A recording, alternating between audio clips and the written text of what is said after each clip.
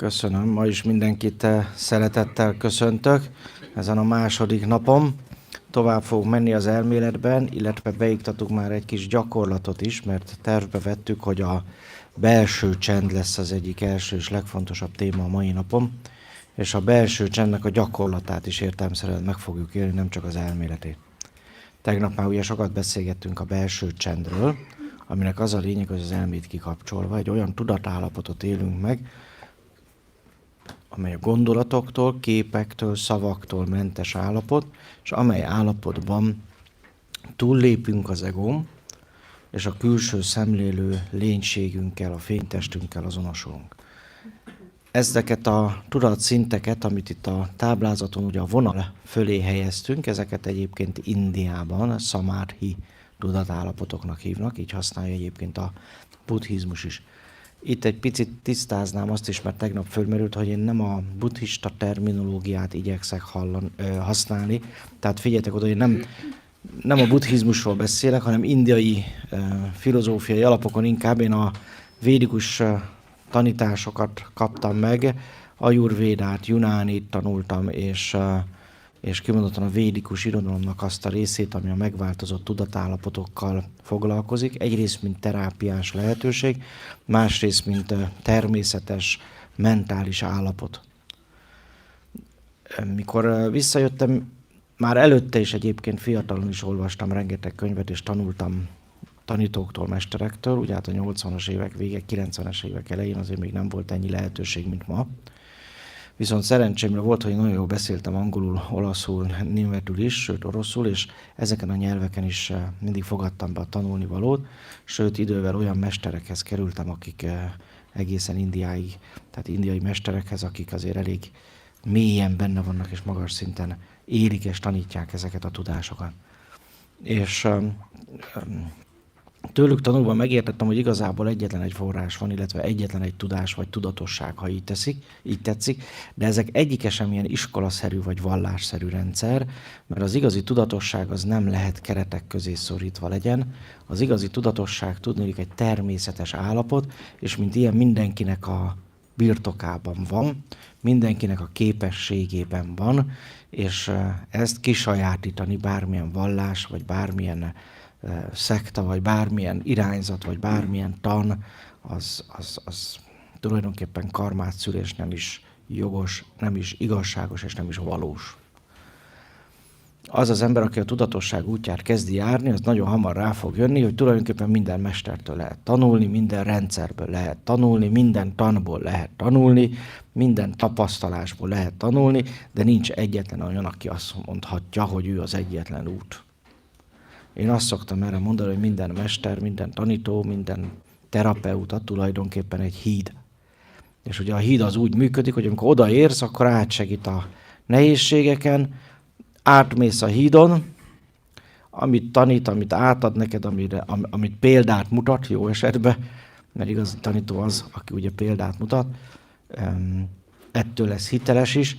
Tehát ezt magadévá teszed, ezt befogadod az életedbe, elkezded alkalmazni annak a gyakorlatát az életben, és utána, ahogy átmentél azon a hídon, mész tovább a te saját utadon. És nem ragadsz le egyetlen hídnál. Igaz? Így fogdosod, hogy jaj, ez a legjobb híd, itt maradok, ez az egyetlen igaz híd. Ez a híd az igazi, és akkor ott ragadsz. Hát nem így működnek a hidak, nem tudom, jártál-e már hídon? Úgy látom, most sem ott vagy. Tehát így működnek a mesterek, a tanítók, akik bölcsek is. Azt szeretik, ha jön a tanítvány, megtanulja, amit meg tud tanulni, magáévá teszi, amit magáévá tud tenni, elkezdi élni, gyakorolni, amit itt így megtanult, és már megy is tovább.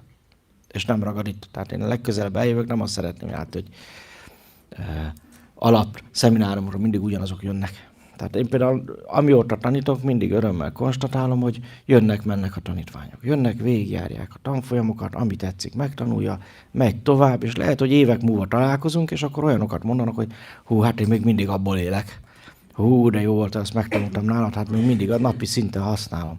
És tulajdonképpen ezeknek a megerősítéseknek örülök a legjobban, ezektől vagyok a legboldogabb, mert akkor tudom, hogy azt tette, ahogy a dolgok működnek természetesen, úgy fogadta, elfogadta, beépítette, és az neki segített abban, hogy a helyre kerüljön, és amikor látom, hogy egy-egy ember egy-egy válságos vagy nehéz időszakon eljön a hídhoz, és átmegy azon a hídon, akkor a híd ettől boldog, hogy ez megtörtént. És nem akarja, hogy ott ragadj, nem akarja, hogy a te tanodat tartsa az egyetlen igaz üdvözítő útnak, hanem azt szeretné, hogy igen, menjél tovább, járj még 1000 hídon, és mindegyiknek a gyönyörűségét, szépségét magadévá téve fölépíted a te saját irányodat, a te saját utadat, a saját tudatosságodat. Ahogy tegnap is beszéltük, mindenkinek az útja egy kicsit más, mindenkinek a dharmája kicsit más, mindenkinek a boldogsága kicsit más. És ez így van rendjén. Ezért nem lehet a boldogságot se igazából definiálni, mert hát mindenkinek más jelent, mert mindenkinek más az útja, mindenkinek más az, ami az ő helye, ami az ő iránya. Tehát ezért, amikor a tudatosságról beszélünk, nem mondhatjuk, hogy mindenkinek ugyanazt kell csinálni, és nem mondhatjuk, hogy ez az egyetlen igaz út, meg ilyesmi. Tehát ezeket így érdemes elfelejteni. Azok mondanak ilyet, akik maguk sincsenek a helyükön. Csak úgy csinálnak. Tanítanak, meg kell valamit csinálni, de igazából lehet még ők se hiszik el, vagy nem élik. Az igazi bölcsmester az örül, ha te elmentél már más mesterekhez, és meg még el fogsz menni más mesterekhez. Ez teljesen evidens. És annak fog a legjobban örülni, amikor már nem mesterekhez jársz, hanem saját mestereddé válsz. Mert hogy ez a cél. Ez lenne a vége a útnak. Azt jelenti a megérkezés, hogy az intuíciómból, a felsőbb szintű érzékelésemből, extra vagy suprasens érzékelésemből élek, már nem is könyvekből, meg mások véleményéből és mások tapasztalatából, hiszen minden tanító csak azt tudja elmondani, hogy az ő útja volt. Én is arról beszélek, amit én megéltem és tapasztaltam. Hajni is arról beszél, amit ő megél és tapasztal. És mégis ezeket így elmondva tudunk nektek segíteni. Mert adunk egy látásmódot, adunk egy szemléletmódot, adunk egy tapasztalati valóságot, amely mint tapasztalati valóság tud működni a te életedben is. Viszont ha majd teljesen a legvégén vissza fogod majd ezt így pörgetni, hogy kiknél voltál, kiket hallgattál meg, hát itt is mennyi jó tanítót meghallgattok. Mennyi jó igazmondót, meg valóságról beszélő tanító embert hallgattok, és mégis valami egyéni lesz, hogy mindenkinek a saját útja. De ezeket így beintegrálod, beépíted, és ez így van rendjén. És amikor a végén visszanézed, akkor fogod mondani, hú, mennyi jó mestert hallgattunk. Mennyi jó tanítást hallgattunk. És mindegyikből a végén lett valami más, amiben mindenki más benne van, az összes híd, amin átmentél benne van, az összes élmény, amit megéltél benne van, az összes felismerés, az összes tapasztalat, amit megéltél benne van, de mégis egy kicsit más, mint a melletted ülőjé. És ez így természetes. Ezért nincs értelme kritizálni, vagy ítélkezni senki felett, mert lehet, hogy más egy kicsit nagyobb vargabetűkkel, meg más irányba keresi, de igazából, ha belegondolsz, minden ember ezt keresi. Csak lehet, hogy nem ebben az életében fog idáig eljutni, mint te. Majd egy következőben. Innentől milyen okunk lenne bárkit is, pláne, hogy egyek vagyunk, milyen okunk lenne bárkit is, mikor egy hajóba evezünk, milyen okunk lenne bárkit is kritizálni, szídni, vagy akár csak negatív módon megközelíteni, vagy negatívan gondolkodni róla, arról már nem is beszélni, hogy ítélkezni esetleg, vagy címkézni, meg egyebek. A világ állapota, a Föld, mondjuk így, a Föld állapota, és a Földnek, mint bolygónak, és azon az emberiségnek, mint a lények legtudatosabbikának, az állapota azon fog múlni, hogy hogyan gondolkodunk, hogyan szemlélődünk másokról, illetve hogyan, miként nyilvánulunk meg, tehát hogyan beszélünk, hogyan viselkedünk a körülöttünk levőkkel. Beleértve a növényeket és az állatokat is, sőt az élettelen dolgokat is. Értsétek meg, hogy az az egregor, amit így hívunk, hogy egregor, ez a parapszichológiában egy fontos kifejezés, az egy kollektív tudat, amit összerakunk. És van egregor a család szintjén, van egregor a település szintjén, van egregor a társadalom szintjén, egy ország szintjén, egy földrész szintjén, sőt az emberiség szintjén, de van egy egregória egy-egy erdőnek is, és így tovább. Ebben benne van a teljes történelmünk. Benne van az is, hogy az előideink, akik magyar nyelvet beszéltek ebben a Kárpát-medencében, azok mit, hogyan dolgoztak fel, hogyan viselkedtek. Benne van az is, ahogy te csinálod, benne van az is, ahogy a ellenségeit csinálják, meg azokat, akik utálsz, azok is hogy csinálják, meg akiket szeretsz, azok is hogy csinálják. Mindenki benne van. És ha tetszik, ha nem, te is az egregor egy része vagy. A te tudatod is az egregor egy része. Jó, és innentől kezdve az az egység, ami például egy nemzeten belül, vagy egy népen belül, egy anyanyelved együtt beszélők tudatában közösen ott van, az téged is meghatároz, ha tetszik, ha nem. Tehát nem az a megoldás feltétlenül, hogy elszöksz a világ túlsó végére, ha csak nem ott van a helyed, mert az is lehet, és akkor meg azért fogod jól érezni magad, mert ott a helyed. De akkor is viszed magaddal ennek az egregornak a jellemzőit, sőt, elmész egy másik helyre, akkor még annak az egregornak a jellemzőit is magadra veszed. Tehát igazából magyarnak magyar a farkasa, úgy mondják. Magyar a magyarral mindig ellenséges. Azt szoktam mondani, hogy 2 magyar, 3 véleményen biztos van. De egy közös nem talál. Én nagyon sokat éltem külföldön, és láttam, hogy külföldön is a magyarok milyen szépen tudnak veszekedni és széthúzni. Döbbenetes. Tehát kimegy külföldre, csinál egy vállalkozást, hogy biztos nem magyarokat vesz föl, mert rájön hamar, hogy nem a magyarokat kell fölvenni. Ezek nagyon érdekes dolgok. Én amondó vagyok, hogy nekünk itt most ebben a közösségben, ki is mondom bátran, mert talán nem köveztek meg, pont az lenne az egyik legfontosabb küldetésünk, most így, mint közösség, hogy ráébredünk, hogy a mi felelősségünk, hogy ez az országban az egregor, ebben az országban a közhangulat, ebben az országban a közgondolkodás, ebben az országban a közkultúra, ebben az országban a közcivilizáció az milyen irányba fog haladni vagy fejlődni. És nem azzal fog fejlődni, hogyha szidjuk a kormányt, nem azzal fog fejlődni, ha szidjuk az ellenzéket, nem azzal fog fejlődni, hogyha állandóan politizálunk, és mindenkinek megmondjuk, hogy mit kéne csinálni és hogyan, hanem azzal, ha mi elkezdjük élni azt a bizonyos belső csendet, és bizony egy kicsit túllépünk az egón, felül kerekedünk az egón, ahogy a magyar szépen kifejezi, ugye a csakrákkal szépen felül hangolod magadat az egón, és tudatosítod magad a szellemet szintjén. Ezért mondjuk, hogy felül kerekedik. És amikor felül kerekedsz az egódnak a kicsinségein és az egregornak a tudatlanságán, akkor képessé válsz arra, hogy az elméd csendjében, a belső csendben az erényeket, a szeretetet, a megértést, az elfogadást, az elengedést megélve, például ne legyen ilyen dráma, hogy hova ülök. Mi a tanfolyamokon egyébként úgy szoktuk csinálni, hogy másnap máshova kell ülnöd, ha hátul ültél előre, ha elől ültél hátra. Direkt így csináljuk, ha jobb oldalon ültél bal oldalra, ha bal oldalon ültél jobb oldalra. Mert pont, hogy az egónak meg kell tanulni, hogy teljesen mindegy, hogy hol ülök. Teljesen mindegy. Aki itt elől ül, azt most se pofozom, meg aki hátul ül, az se. Aki elől ül, most se simogatom, meg aki hátul ül, az se. Akkor nem mindegy, hol ülsz. Nem vagyok se jobb oldali, se bal oldali, hát akkor nem mindegy, melyik oldalra ülsz. Az a lényeg, hogy itt vagy. És akármennyire is nem tudja az egód elhinni, mert ő az individuumban, az egyediségben, a mindenkitől elkülönültségben, a magányában akar élni, de akármennyire is nem hiszed el, az igazság az, hogy egyek vagyunk.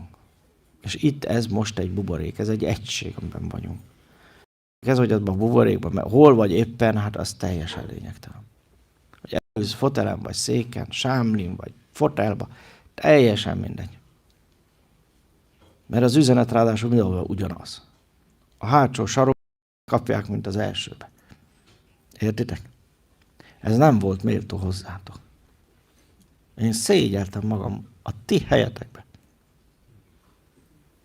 Mondtam is, hogy én simán beülök a lámpa alá a sarokba, ez a gond, hát ezen nem múljam.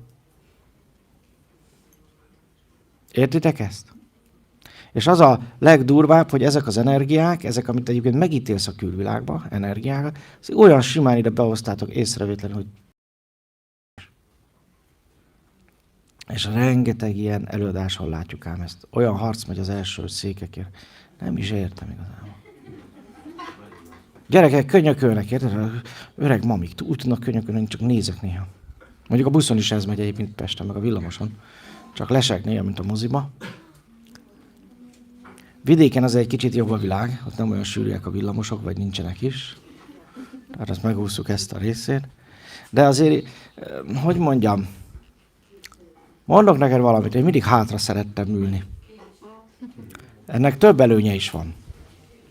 Egyrészt át tudsz nézni a tömeg feje fölött, és nem a hátad mögött matatnak, és terelik el a figyelmedet.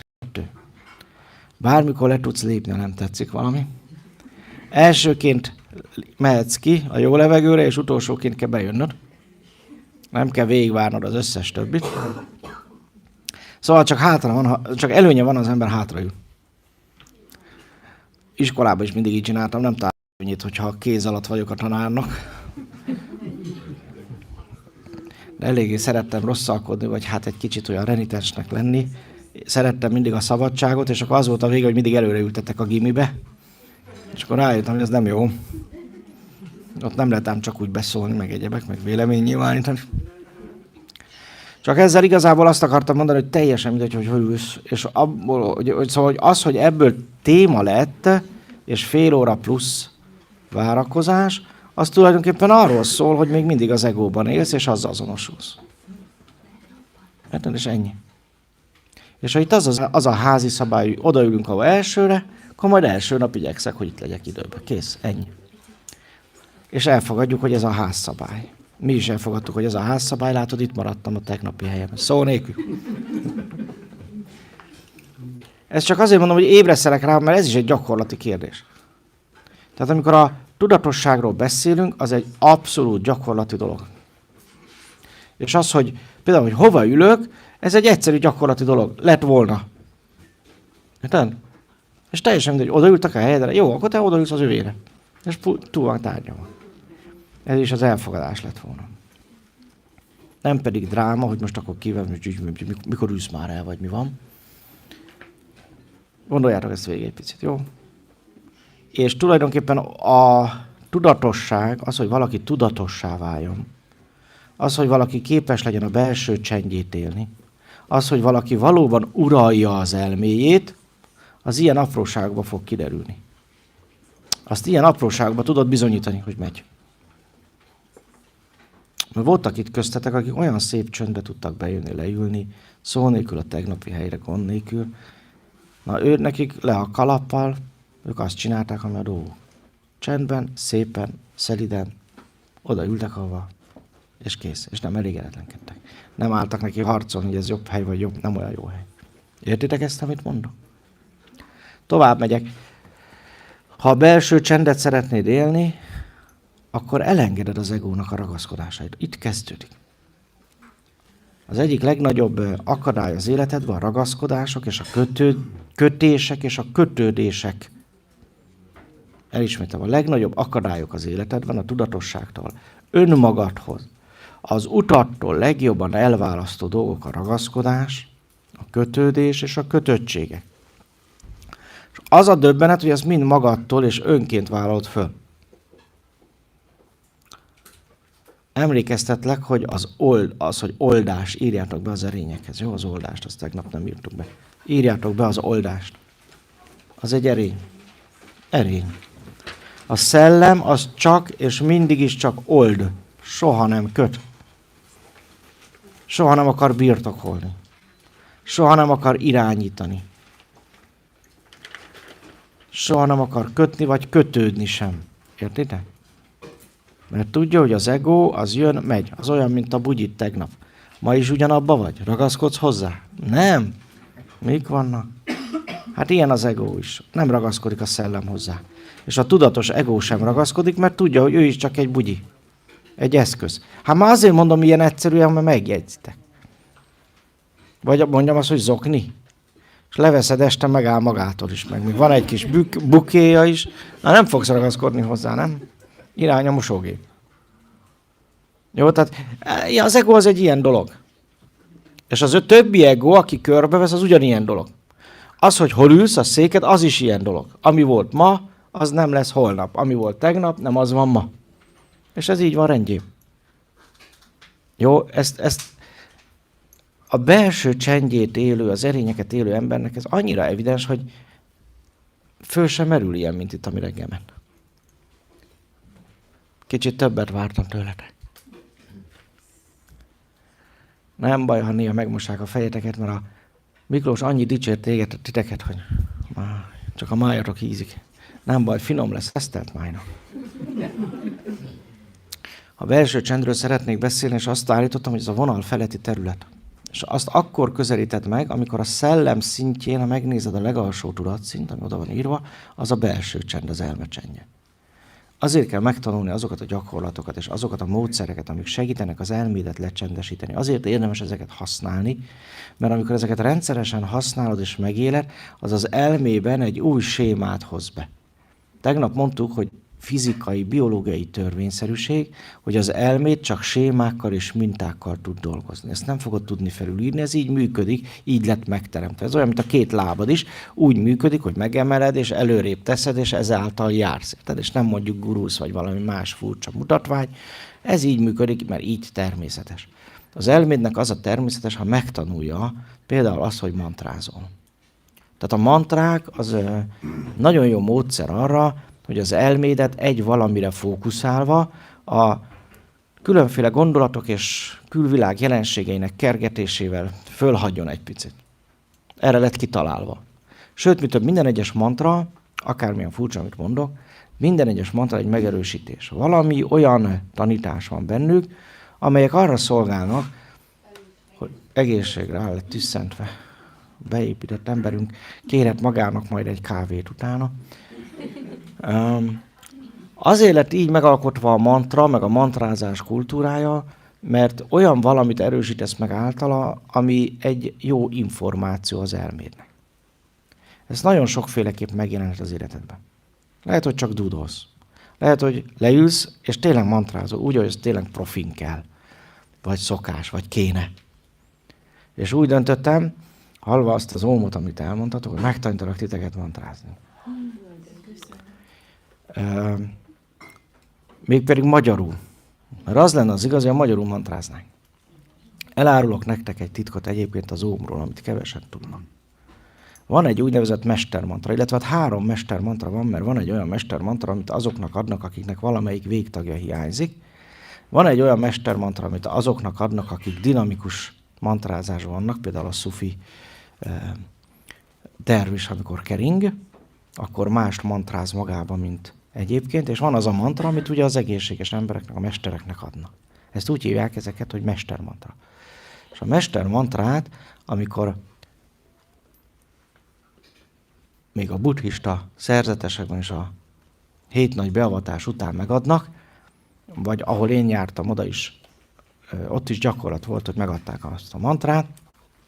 Ha be van zárva az ajtó, akkor a kint rekedtek azt a mantrát, amikor mantrázzák a szerzetesek, azt ómnak hallják. Tehát úgy hangzik, mintha ómoznánk. És nem tudod eldönteni, hogy most ez óm, vagy aum, vagy valami ilyesmi, de így morog. És akkor ez elterjedt a köznépnél, ez az óm, és ez azóta is megmaradt. De igazából ez a mestermantra egy falon kívülről hallva. És nem mondom most el a mestermantrát, tehát ne várd tőlem, mert annak vannak feltételei, tehát mivel nagyon erősen megnyitja például a harmadik szemet, nagyon erősen elkezd dolgozni a szervezeteden, ha nem vagy arra kész, ha még nem vagy elég semleges, ha még nem tudsz eléggé a belső csendben stabil lenni, akkor mindenféle betegséggel is meg tud támadni, meg mindenféle furcsa jelenséggel, tehát hogy ne legyen semmi zavar, ezért felelőtlenül csak úgy nem szoktuk átadni a mestermantrát, csak némi tanulás után. Viszont ez az óm, ez ennek a külső szemlélő, ahogy hallja, egy bezárt ajtón túl. Magyarul is szoktunk mantrázni, és ezért mi például nálunk összeraktunk több 100 ilyen mantrát. Van egy mantra, amit nagyon szeretünk, az úgy hangzik, hogy csend van bennem, csend van, béke a szívemben. Tehát ennyi az egész, mert ha az indiai mantrákat szépen át akarnád fordítani, akkor ugyanilyen szép kis megerősítése. És ha van kedvetek, akkor én azt mondom, mantrázzunk egy picit. Nem sokat, csak mondjuk el mondjuk 21-szer, nem többször, most csak 21-szer. Jó? Amúgy ezeket 108-szor kellene elmondani egymás után. Sőt, nem is 21-szer, hanem 29-szer mondjuk el. Jó? Úgy fogjuk csinálni. Tessék? Milyen zajt keltettem itt hirtelen? Vajon mondtam valami rosszat? Mondjátok el nekünk is! Látjátok, miért jó, ha szét van ültetve második nap a társaság? Mert tegnap már nagyon összeszoktak. De mondjátok el nekünk is, mi is akarjuk hallani. Azt, ha 102 kell elmondani a mantrát. 108. 108. De ne. Figyeljetek picit, figyeljetek egy picit.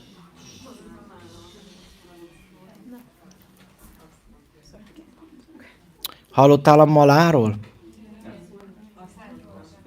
Ez a rövid mala. Ezt karkötőként használod, ennyiszer fogjuk most elmondani. Jó? A teljes kör a 108. Jó? A 108. Azért van ez így felosztva, mert ha 108-szor valamit el tudsz mondani, azzal az elméd fixen lecsendesedik.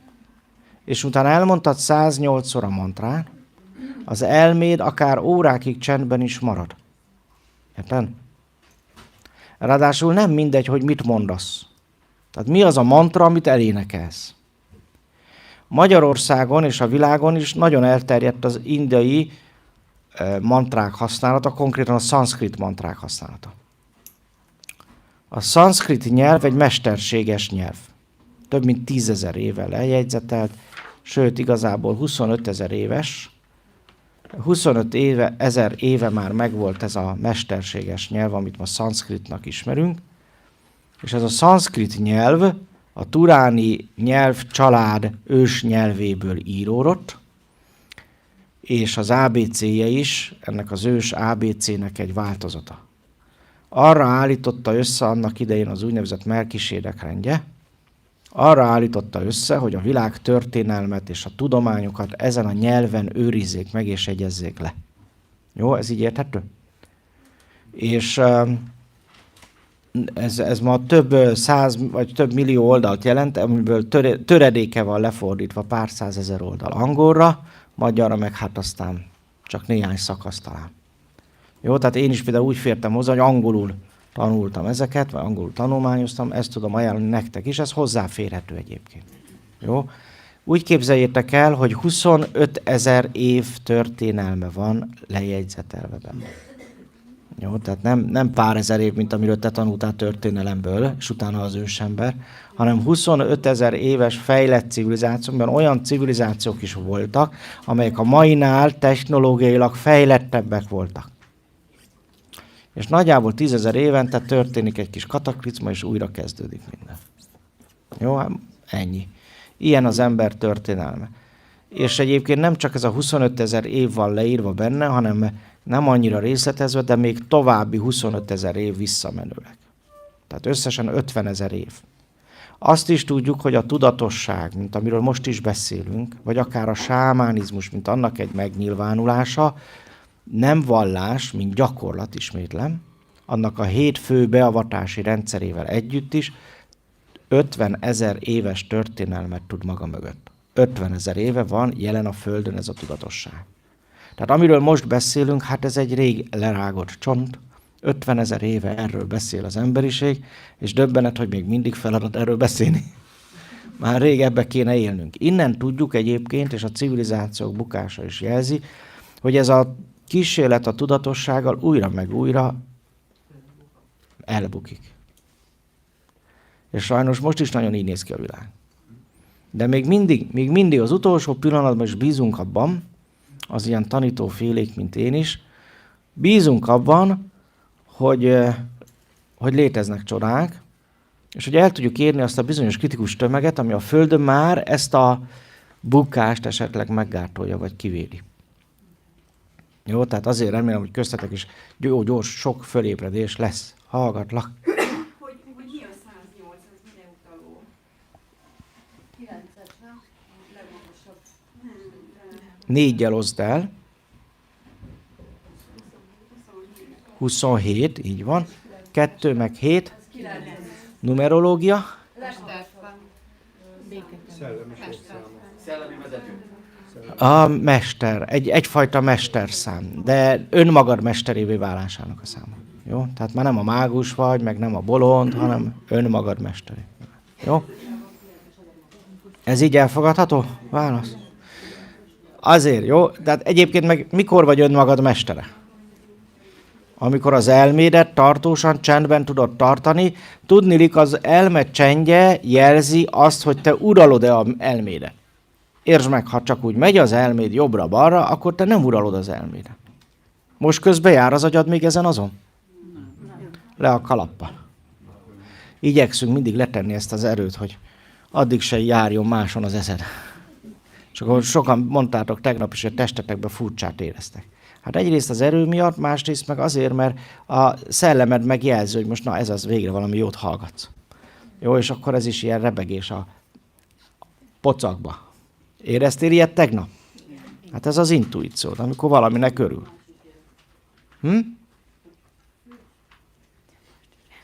Más is érzed? Igen, néha el kell menni WC-re, hát nem, nincs jobb lesz. Néha éhes vagy, akkor enni kell. Ez így természetes, a test egy műszer, ne felejtsd el. Nem kell ezeket se tabuként kezelni. Értsétek meg, az élet, ez egy, figyeljetek, ez egy nagyon fontos dolog. Az élet és a tudatosság természetes dolgok. Értitek? És a tudatosság azt jelenti, hogy én a természetes módon élek. Úgy használom a testemet, a lelkemet és az elmémet, ahogy az természetes, és ennek az a természetes dolga, hogy az elme csendben van, a lélekben békesség van, a tested laza és egészséges. Ez a természetes. És amikor magunkat nem a természet szerint kezeljük, akkor jönnek a betegségek. Jó? Akkor jönnek a mentális problémák, akkor jönnek a lelki problémák. Az például egyébként nagyon fájlalom, hogy az ilyen spirituális iskolákban mindig beszélnek a test, lélek, szellem. Nem figyeltétek még meg? Ráadásul a szellemet meg a lelket még össze is keverkedik. Jobbra-balra, hogy aztán végképp kabírta. Az elmével ki foglalkozik? Aha. Csak az agykontrollosok. Melyik? Melyik Varga Csaba?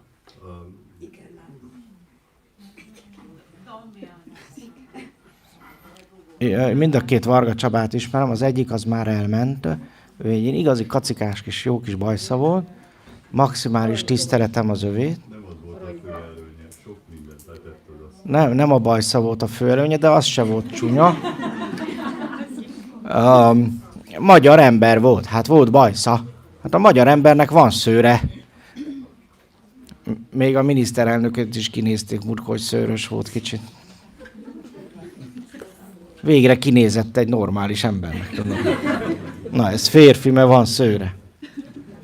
De a következőt tudjad, a Varga Csaba nem az, aki még ma is él és tanít, mert ő egy kicsit zavarosabb, nem akarom bántani, de vannak jó dolga is, de nem mindig tiszta. A másik Varga Csaba, aki elment, és például az egyik könyve az a Jel című könyv volt. Ugye az ABC, a nyelvek történetével sokat foglalkozott, mint matematikus. Tehát ő a tudományból indult ki, figyelj oda. Ő nem egy buzgó ezós volt, mint a másik Varga Csaba, hanem a tudományból indult ki, és mert a tudományból indult ki, ezért cáfolhatatlan, amit leír.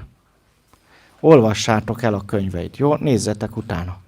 Tehát az ABC-ről, a magyar nyelvről, a turáni nyelvekről, az ABC történetéről, ahogy még a szanszkrit, sőt a zsidó ABC is kiderül, hogy a rovásírás az ősi, turáni rovásírás, aminek az utolsó maradványa, amit még műveltek, az a székely magyar rovásírás volt.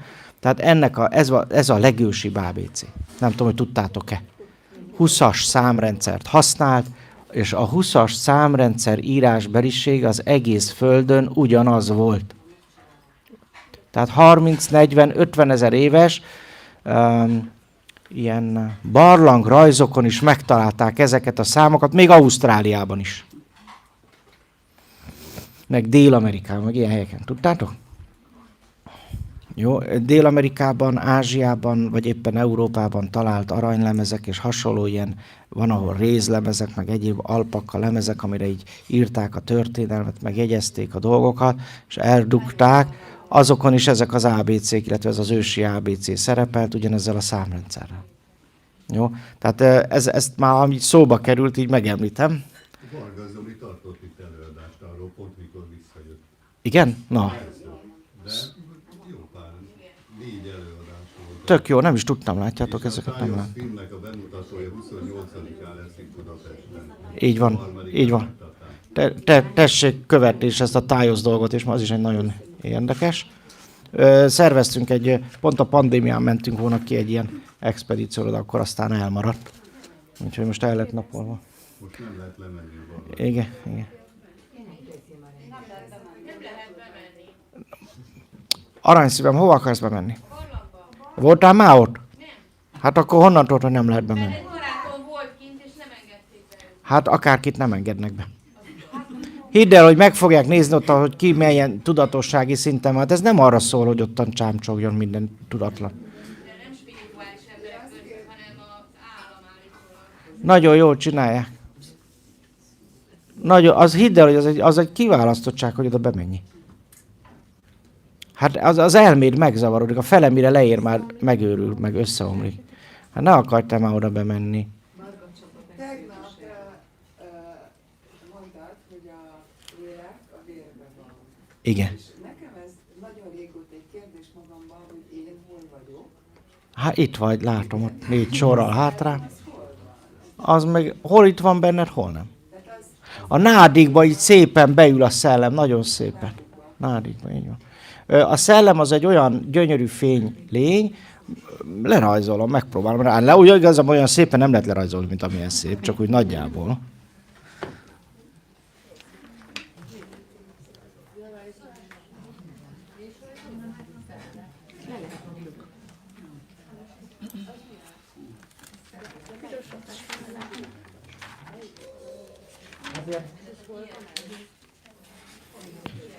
Mondom, én csak bácsiak ember tudok elrajzolni, hogy azt elfelejtettem mondani. Tehát az a lényeg, hogy egy nagyon szép fénycsík, egy ilyen tömör, nagyon erős fénycsík, és körbe pedig nagyon szép fényszálak, vagy ideonszálak jönnek ki belőle, olyan, mint a szárnyak lennének. Jó? Legszebben a filmművészetben a Stargate, ami az a Csillagkapu sorozatban van, nem tudom hányadik évadban ábrázolva, amikor a Jack Daniels ugye a felemelkedettekkel, az angyalokkal kapcsolatba kerül, és akkor ő is átvált, dimenziót vált, aztán később visszajön. Tehát ott ábrázolják nagyon szépen ezeket a lényeket. Egy kérdésem lenne hozzá kapcsolatban, hogy a vércsoport, hogy az mennyire különböző. A vércsoportok igazából leszületési csoportok, tehát volt 4 nagy leszülető szellemcsoport a Földre, amiből az egyik legősibb volt a turáni csoport. Ennek része a zsidó is egyébként, tehát még mielőtt a zsidózni nekiálltok, tudjátok, hogy a zsidó ABC is csak a rovásírásból fejlődött ki. A 12 törzsből egy az teljesen visszatért a turáni népcsoportba. Szóval az a lényeg, hogy ők is valahol testvéreink, akár tetszik, akár nem. És az egyik legősibb leszületés, mint szellemeknek a leszületéses inkarnációja a Földön, az a turáni népcsoport, amiben a magyarság is tartozik, és hát ők hozták le, ugye, nekik egyrészt feladatuk volt a bolygó úgymond lakhatóvá tétele, de azon felül pedig hát feladatuk volt ugye itt a civilizáció alapjainak, lehetőségének is a kialakítása, és ennek része volt az írásbeliség is többek közt, illetve a különféle tudományok. Jó, de ez több lépcsőben történt, ezt tudni kell. Tehát még további 3 nagy vagy hát ilyen szellemcsoport érkezett a Földre, és aztán utána még továbbiak érkeztek, azért most jó néhányan így azért osztozunk a Földön, ugyanebben a humán testben. Nullás vagy? Ki az, aki nullás? Megfigyeltétek, hogy Magyarországon a nullás a legtöbb? Na, ő a turáni vércsoport. Jó? A zsidók például ások. Ki az, aki ás? És még ez is turáni csoport. Érted? Jó? Pedig ők a legérzékenyebbek, a legkésőbb leérkezett szellemcsoport. A, meg a B, meg a AB, ezeknek már keveredések. Azok már nem azok. A későbbi születések. AB a legkésőbbi. Az ne turáni ősöket, az inkább germán ősöket keressen, meg szláv ősöket. Jó?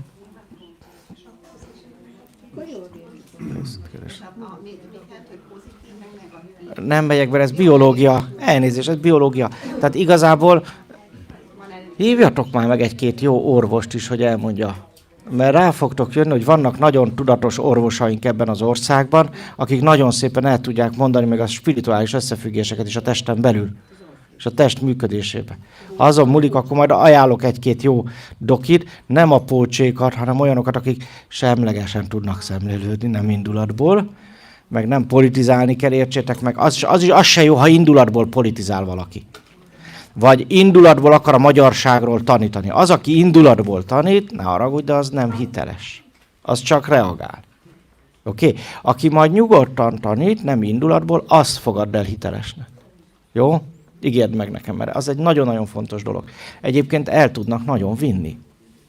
Jó, az indulatok tudják az embert a legjobban elvinni, mert az indulat reakciót szül. És amikor egy indulatos tanítótól akarsz tanítani, az csak reakciókat fog a füledbe, meg a agyadba bogarakat ültetni, de az nem arról szól, hogy tudatossá tenne. Jó? Jó? Szabad tudni ilyen orvos? Nem akarok én neveket mondani, amik ők nem akarják, hogy mondjam. Tehát először meg kell kérdeznem, tudod, mert egyébként utána meg le kell lőjelek. Ez szokott lenni a vicc, tudod, hogy hát ha én azt elárulom, akkor utána. Jó? Tehát a belső csend az intuíció tere. A belső csendről azért beszélek annyit, mert ha semmi más nem tanulsz meg az egészből, meg nem jegyzel meg, amit itt voltál most 2 napig, hanem csak az, hogy ez a Miron, ez mindig csak a belső csendről beszél. De annyit beszél, hogy nincs is csend közben. Mi? A belső csend az az intuíció, sőt a magas szintű intuíció tere. Szegyezd meg. Tehát az elméd csendje, a belső csend, a magas szintű intuíció tere. És az intuíciód mindig igazat fog neked mondani, nem úgy, mint a külvilág. Oké? Nem fog indulatra gerjeszteni. Érted? Nem fog megvezetni. Nem fog hazudni neked. Nem fog még csúsztatni se. Az intuíció mindig a valóságot mutatja meg neked, és azt, ami a te utad. Nem mindig magyarázza el, ez benne a kellemetlen egyeseknek, mert vannak, akik annyira agyasak, hogy ha nem magyarázod el neki, hogy miért mantráz, akkor nem hajlandó mantrázni. Oké? Értitek? Van ismerős ez a jelenség? Amíg neked is meg nem magyarázzuk, hogy miért csinálj, nem fogod csinálni. Ilyen az ego, ilyen az agy. Oké? A keleti embereket, vagy a nyugaton is sok országban azért könnyebb megtanítani a tudatosságra, mert ugye azért elég sokfele tanítottunk már. Nekem voltak amerikai tanítványaim, arab tanítványaim, afrikai tanítványaim, dél-amerikai tanítványaim. Szóval mindenféle érdekes náció, meg hát európaiak, és azt mondom, hogy Magyarországon kívül mindenkit könnyű tanítani. És ez nem vicc, tudod miért? Mert azt mondod neki, hogy így csináld, gyere és próbáld ki, akkor odajön és kipróbálja. És nem agyal, hogy figyelj, miért csináljam már, hogy ha nem mondod el, akkor én nem fogom csinálni, nem vagyok egy hülye, hogy csináljak valamit csak úgy. Érted? Ez a magyar mentalitás, hogy előbb meg kell értenem. Na most, ha valamit nem ért, mert azért ahhoz, hogy megértse azt, hogy miért kéne mondjuk lecsendesedni, ahhoz is kell egy napot legalább beszélni, mire megérti, vagy egyáltalán motiváltnak érezze magát, hogy ezt csinálja gyakorlat. Hát egy napot már elvesztettünk vele. Értitek ezt a mechanizmust? Ráadásul hazamegy, ketten mondják, hogy ez hülyeség, akkor már megint neki kéne állni, megmagyarázni neki, hogy újra nekiálljon. És így akkor elmarad a gyakorlat. Mert ez van Magyarországon. Olyan klasszul kibeszélik egymást az emberek a tudatosságból, hogy hű, te ne hagynám ezt. Figyelj majd erre oda. Mert van egy rossz hírem azért az, hogy tudatos legyél, abba bele kell tenned a munkát. És ugye arról kezdtem beszélni, hogy hogyan tudod az elmét lecsendesíteni, milyen eszközeid vannak. És azt mondtam, hogy az egyik legjobb, vagy legegyszerűbb az a mantrázás. Keleten, Indiában, akik mondjuk az indiaiak fele, vagy még többje azért megérti a szanszkrit mantrákat már csak azért is, mert elmondják neki, hogy micsoda, illetve van egy csomó mantra, ami nem is szanszkrit mantra, tehát ő eleve érti, hogy mit van. Úgy mantráznak ezeket a különféle mantrákat, mintha te magyarul mantráznál. Nem tudom, értitek-e? Könnyebb lenne magyarul mantrázni szerinted? Motiválna? Na, ezért csináljuk azt, hogy elmondjuk, akkor mondjuk 27-szer, mondjuk legyen 27-szer, jó? Itt van ez a kis mala. Ezt úgy kell csinálni, neked mutatom. Állj ott fönn, Szlovénia. Állj föl. Mert ő onnan érkezett. Tehát itt szépen a kezed között, itt szépen, így, mint az olvasó a katolikusoknál. Jó, és ennyi, mint a rózsakereszt, tudod? Volt ilyen? De most már tudod? Ennyi, jó? Tehát erről szól a mala.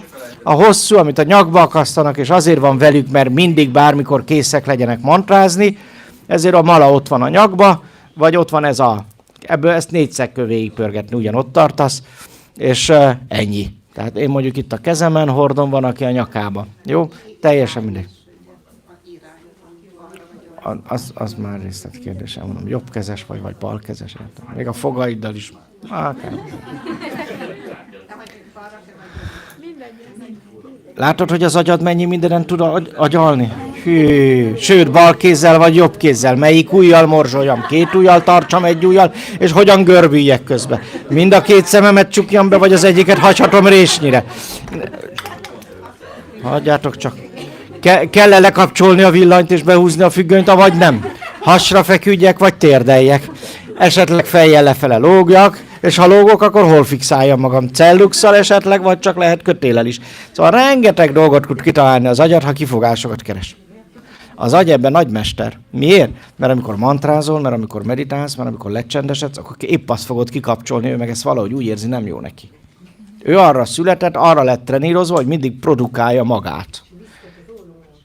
Az ugyanez Pepitában. Miért? Mert keres valamit az agyad, ami lehetsz.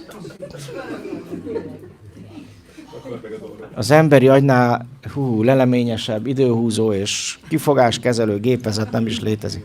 Jó? Aha. Beszélsz arról, hogy megfordítani vagy nem a monat, amikor számolunk? Most mondtuk el. De figyelitek, érted? Erről beszélek 5 perc. Na ez az elme.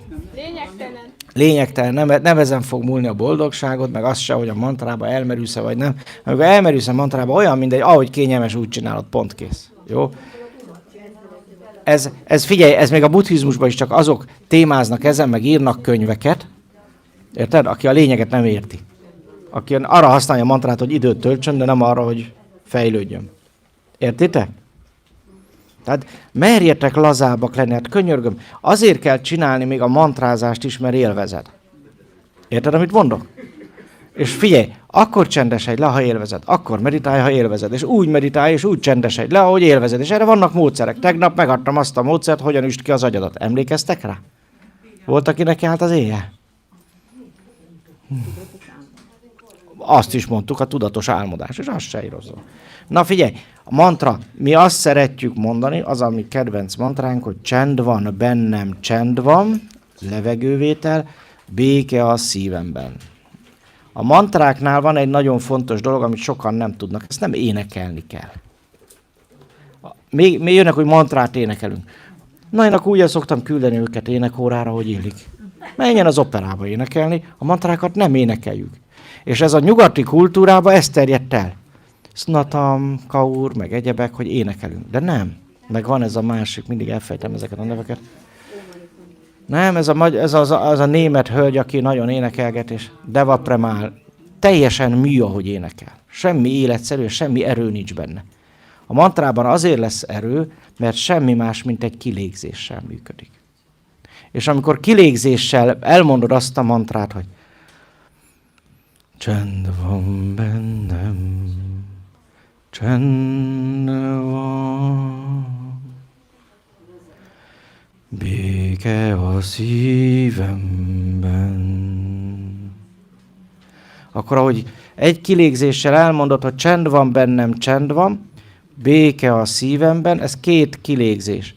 És a kilégzéssel egyszerűen csak kiengeded a levegőt, és formálod a hangokat, úgy, hogy közben el vagy lazulva. Állkapocs, szemizom laza, hangszálak is ellazulnak, és egész egyszerűen csak úgy csinálok, mint egy jó nagy sóhaj lenne.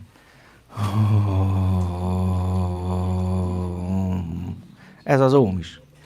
Jó, ugyanez a mestermantránál, csak ott még intonálják is, és ott akár 4-5 percig tart, mire egyszer kiénekled, mert ha sokat csinálod az életedbe, 4 perc lesz egy kilégzés, és miután kilélegezted, érzed, hogy bizsereg. Most érezted, hogy bizsereg? Hogy rezeg benned? Miért rezeg? Mert így csináltam, érted? És amikor ez így rezeg benned, akkor azt hagyni kell, hogy rezegjen. És amikor kirezegte magát, akkor újra elmondom. Értitek ezt a módszert? Ebből gyógyít is. Nem kicsit. Mert amikor már 4-szer, 5-szer ki fogjuk mondani, a fél csapat transzban lesz. Mikor meg 10-szerre, akkor már a másik fele is transzban lesz, téta állapotban. És az az állapot önmagában gyógyít. Pláne amikor te a saját információdat és a saját rezgéseden állítod elő a gyógyító, vigasztaló, oldó energiádat, rezgésedet, ráadásul azt az információt, hogy benned csend van és béke van a szívedben, akkor ez így meg is történik. Végre is jön. Értitek? Belerezged magadba. És ebben az állapotban az ember gyógyul. Ebben az állapotban az ember vigasztalódik a lelke. Ebben az állapotban oldódik a lelked. Érthető? Bonyolult? Van kedvetek hozzá? Akkor örmögjük el, jó? Vezetjük, jó? Vagy vezetem, majd aztán. Jó, és ha figyeled, hogy hányszor futunk neki, közte mindig tartunk szünetet, jó? És amikor én abba hagyom, akkor tudod, hogy vége, csönd. Jó? Akkor egy picit még hagyjuk, hogy rezegjen. Úgy rezeg, hogy akkor csináltad jól, ha élvezted. Ezt soha ne felejtsd el. A mantrát is akkor csinálod jól, ha élvezed. 2, amikor csinálod, érzed, hogy bizseregsz. Jó, és az a bizsergést, az hagyjad, add át magad, hadd bizseregjen, jaj, de jó. Élvezd azt is. Jó? Mert amikor így bizsereg, az az erő, ami megjelenik az életedbe, a testedbe, és ő az, aki gyógyít és csodát tesz. Jó? Ő az, aki kifinomítja a ráncokat, eltörli az arcodról, és sokáig fiatal maradsz. Jó? Ilyenkor tudsz regenerálódni. A halkan nem érdemes. Hát nem kell ordítani se. Tehát, mint amikor kényelmesen, nyugodtan kilélegzel. Jó? Tehát amikor kilélegzed ezt a frekvenciát magadból, és ahogy kilélegzel, az egyébként egy elengedés. Tehát minden, ami nem kell, ami nem a részem, azt elengedtem, és közben, ahogy elengedtem, létrejött bennem a csend, és amikor létrejön a csend, megjelenik benne az erő. Erről tegnap már beszéltem. Ez az egész mechanizmusa. Jó? És annyi lesz a kérdés, hogy csukott szemmel csináld, és csak magadra figyelj. Most nem az a kérdés, hogy a melletted ülő hogy dörmög, vagy hogy vinnyog, hanem az a lényeg, hogy neked hogy esik jól, és arra figyelj befele.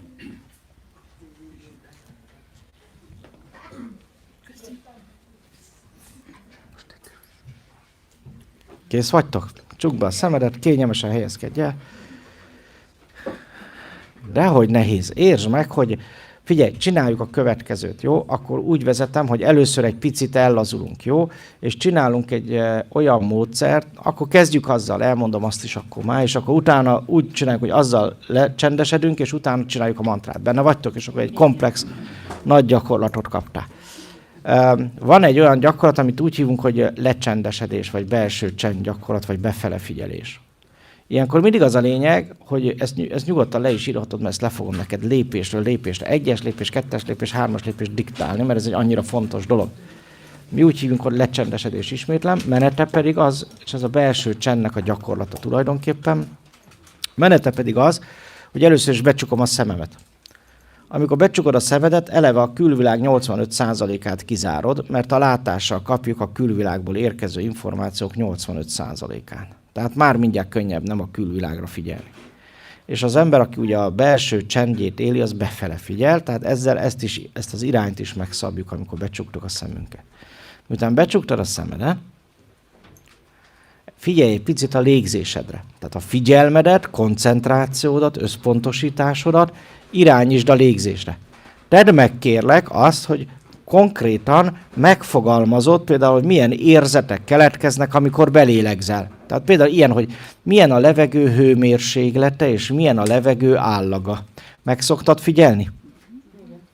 No, nem, mit mondják. Hát általában csak a szagokat figyelik, de nem erre való az orrod. Az orrod mind az 5 érzékszervet be tudja kapcsolni, és ezzel nyitod meg egyébként a harmadik szemedet, hogy összekapcsolod az érzékszerveket. Na most ez a gyakorlat erre is alkalmas. Tehát azt csinálod, hogy megfogalmazod, hogy milyen a levegő hőmérséklet. Most langyos, hideg, meleg az a levegő, ami beérkezik az orrocskámba. Vagy azt mondom, hogy sűrű, könnyű, nehéz az a levegő, ami érkezik az orrocskámba. Jó, tehát ezt így akkor engeded, nem belélegzel, csak beengeded a levegőt, tehát úgy, hogy a tested lélegzik, azt hagyod nyugodtan a testedre, szabja csak ő meg a légzés ütemét, mélységét, te csak megfogalmazod, amikor beérkezik a levegő, az milyen érzet. Jó? Tehát egyrészt ilyenkor a tapintást használod, akármilyen furcsa. Kitapintott gyakorlatilag a levegőt, hogy milyen a hőmérséklet, és milyen az áll, sűrű, laza, kemény, nehéz, könnyű. Jó, ilyenkor aztán meg tudod állapítani azt, hogy milyen a szaga, az illata. Ha kellemetlen, indulatot gerjeszt benne, akkor szaga van. Ha kellemes, tehát érzelmeket nyit, akkor illata van. Igaz? Amikor megállapított például azt, hogy milyen a levegő íze, azt is ki tudod szagolni. Ez valami krumpli lehet, igen, valami sül olajba. Érted? És akkor itt már van íz is, igaz? Tehát képes vagy arra is. Itt most behoztad nem csak a szaglást, de az ízlelést is. Egyetlen egy érzékszerven keresztül. Aztán ugyanígy a színét be tudod hozni. Hogy milyen a színe. Ez a illat, ez most milyen színű, milyen szín jön be. Lehet, hogy először nem jön semmi, de aztán csak úgy magától egyszerűen észre fogod venni, azt rendszeresen gyakorod, hogy jön az a szín is. Sőt, még zenéje is lesz, hangja. Nem az lesz a hangja, valami más frekvencia, de valamilyen hang, mint ha valami zenei hang lenne, érted? Ezt majd kezd el játszani ezzel, még ha az elején nem is jönne, vagy a hihetetlennek tűnik, akkor bátran képzeld el. Jó? Ne felejtsd el, hogy a képzelet a harmadik szem kapuja. És amikor így használod a légzésedet, vagy így megfogalmazod röviden, semlegesen, tényszerűen, csak hogy épp milyen érzeteket kelt a lélegzés, ahogy beérkezik a levegő a orrodba, vagy akár a szádba, az egy semleges megfigyelőként megfogalmazott, tudatosított folyamattá válik. Így tudatosítod a légzésedet. Értitek ezt? Használtad már így a légzést? Hát minek pedig ott van mindig. Eddig nem is figyeltél rá? Mik vannak? Akkor sok mindent nem vettetek még észre.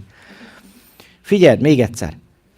Tapintás, szaglás, ízlelés, látás, hallás. Az 5 érzékszervet összetudom általa kapcsolni. És amikor az 5 érzékszervet összekapcsolod, azzal nyitod, fejleszted a harmadik szemetet, a harmadik szemes tapasztalást, látást, érzékelést. Jó? Tehát ez egy nagyon fontos gyakorlat a joginak.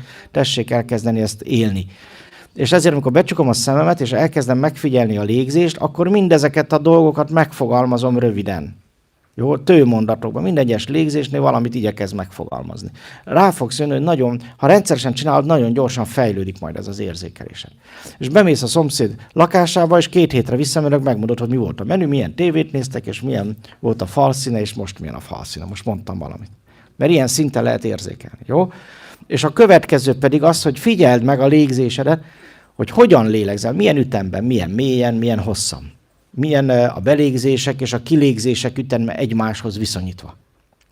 Például a belégzés hosszabb, akkor éppen valamilyen energiahiányos állapot van, amikor meg a kilégzés hosszabb, akkor meg egy energia többlet van. Jó, tehát ilyen dolgokat is meg lehet figyelni. Sőt, figyeld meg ugyanígy, ahogy a belégzéseket megfogalmaztad, figyeld meg a kilégzést is. Annak is ugyanúgy lesz állaga, lesz illattal szaga, lesz íze, lesz színe, jó, ugyanúgy lesz valamilyen fajta zenéje is. Kezd el ezeket megfigyelni. És ha nem megy elsőre, akkor nyugodtan képzeld el, és figyeld meg, hogy már a harmadik, negyedik kilégzéskor, vagy belégzéskor már jön is a szín, meg a hang is magától, tehát nem is kell elképzelni, bekapcsol a harmadik szem. Jó? Használjátok a légzést, mert nagyon sokat tanít a légzés. Tovább megyek, figyeld meg a légzés, hogy miről szól a légzés. Megfogalmaztad már valahogy, mi a légzésed? Belégzés és kilégzés. Ennyi még úgy van, ugye? Megvan. Na mi az a belégzés? Elfogadás, így van. És amikor kilégzel? Elengedsz. Na megy ez. Az egész életed erről szól. Elengedés, meg elfogadás. Mivel kezdődik?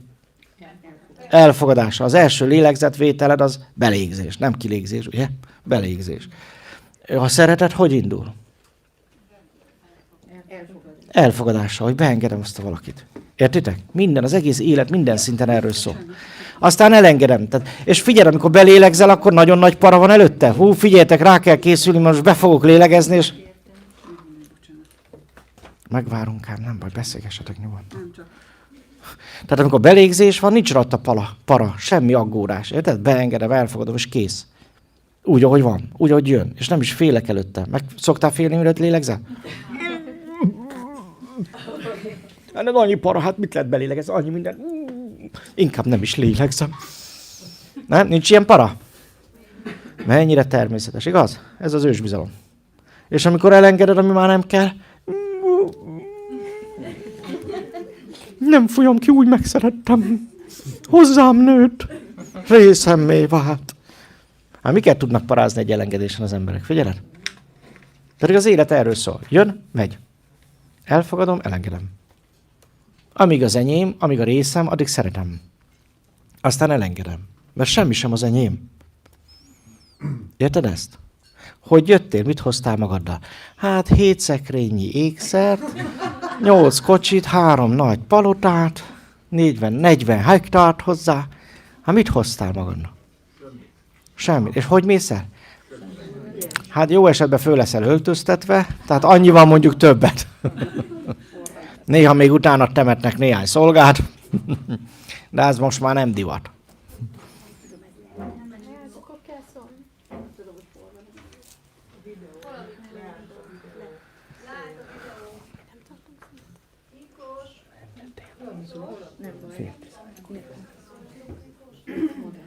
Jó, nem baj, én azért tudok beszélni, addig is, amit hallotok, hallotok. Ami... A csukott szem, ez nagyon ajánlatos, nem hangol, csak fókuszál. Könnyebb csukott szemmel megtanulni, de egy idő után rá fogsz jönni, hogy ha a belső csendet már bírod, tehát magyarul tartósan meg tudod magad tartani a belső csendbe, akkor nyitott szemmel is bármit végezve, dolgozva, csinálva ugyanúgy tudsz működni. Értitek? Tehát igazából nem az a lényeg, hogy csukott a szemed, vagy nem, az a lényeg, hogy mire figyelsz. A csended, hogy mire figyelsz, mire fókuszálsz. A csendedre figyelsz, és arra fókuszálsz, vagy a külvilágra.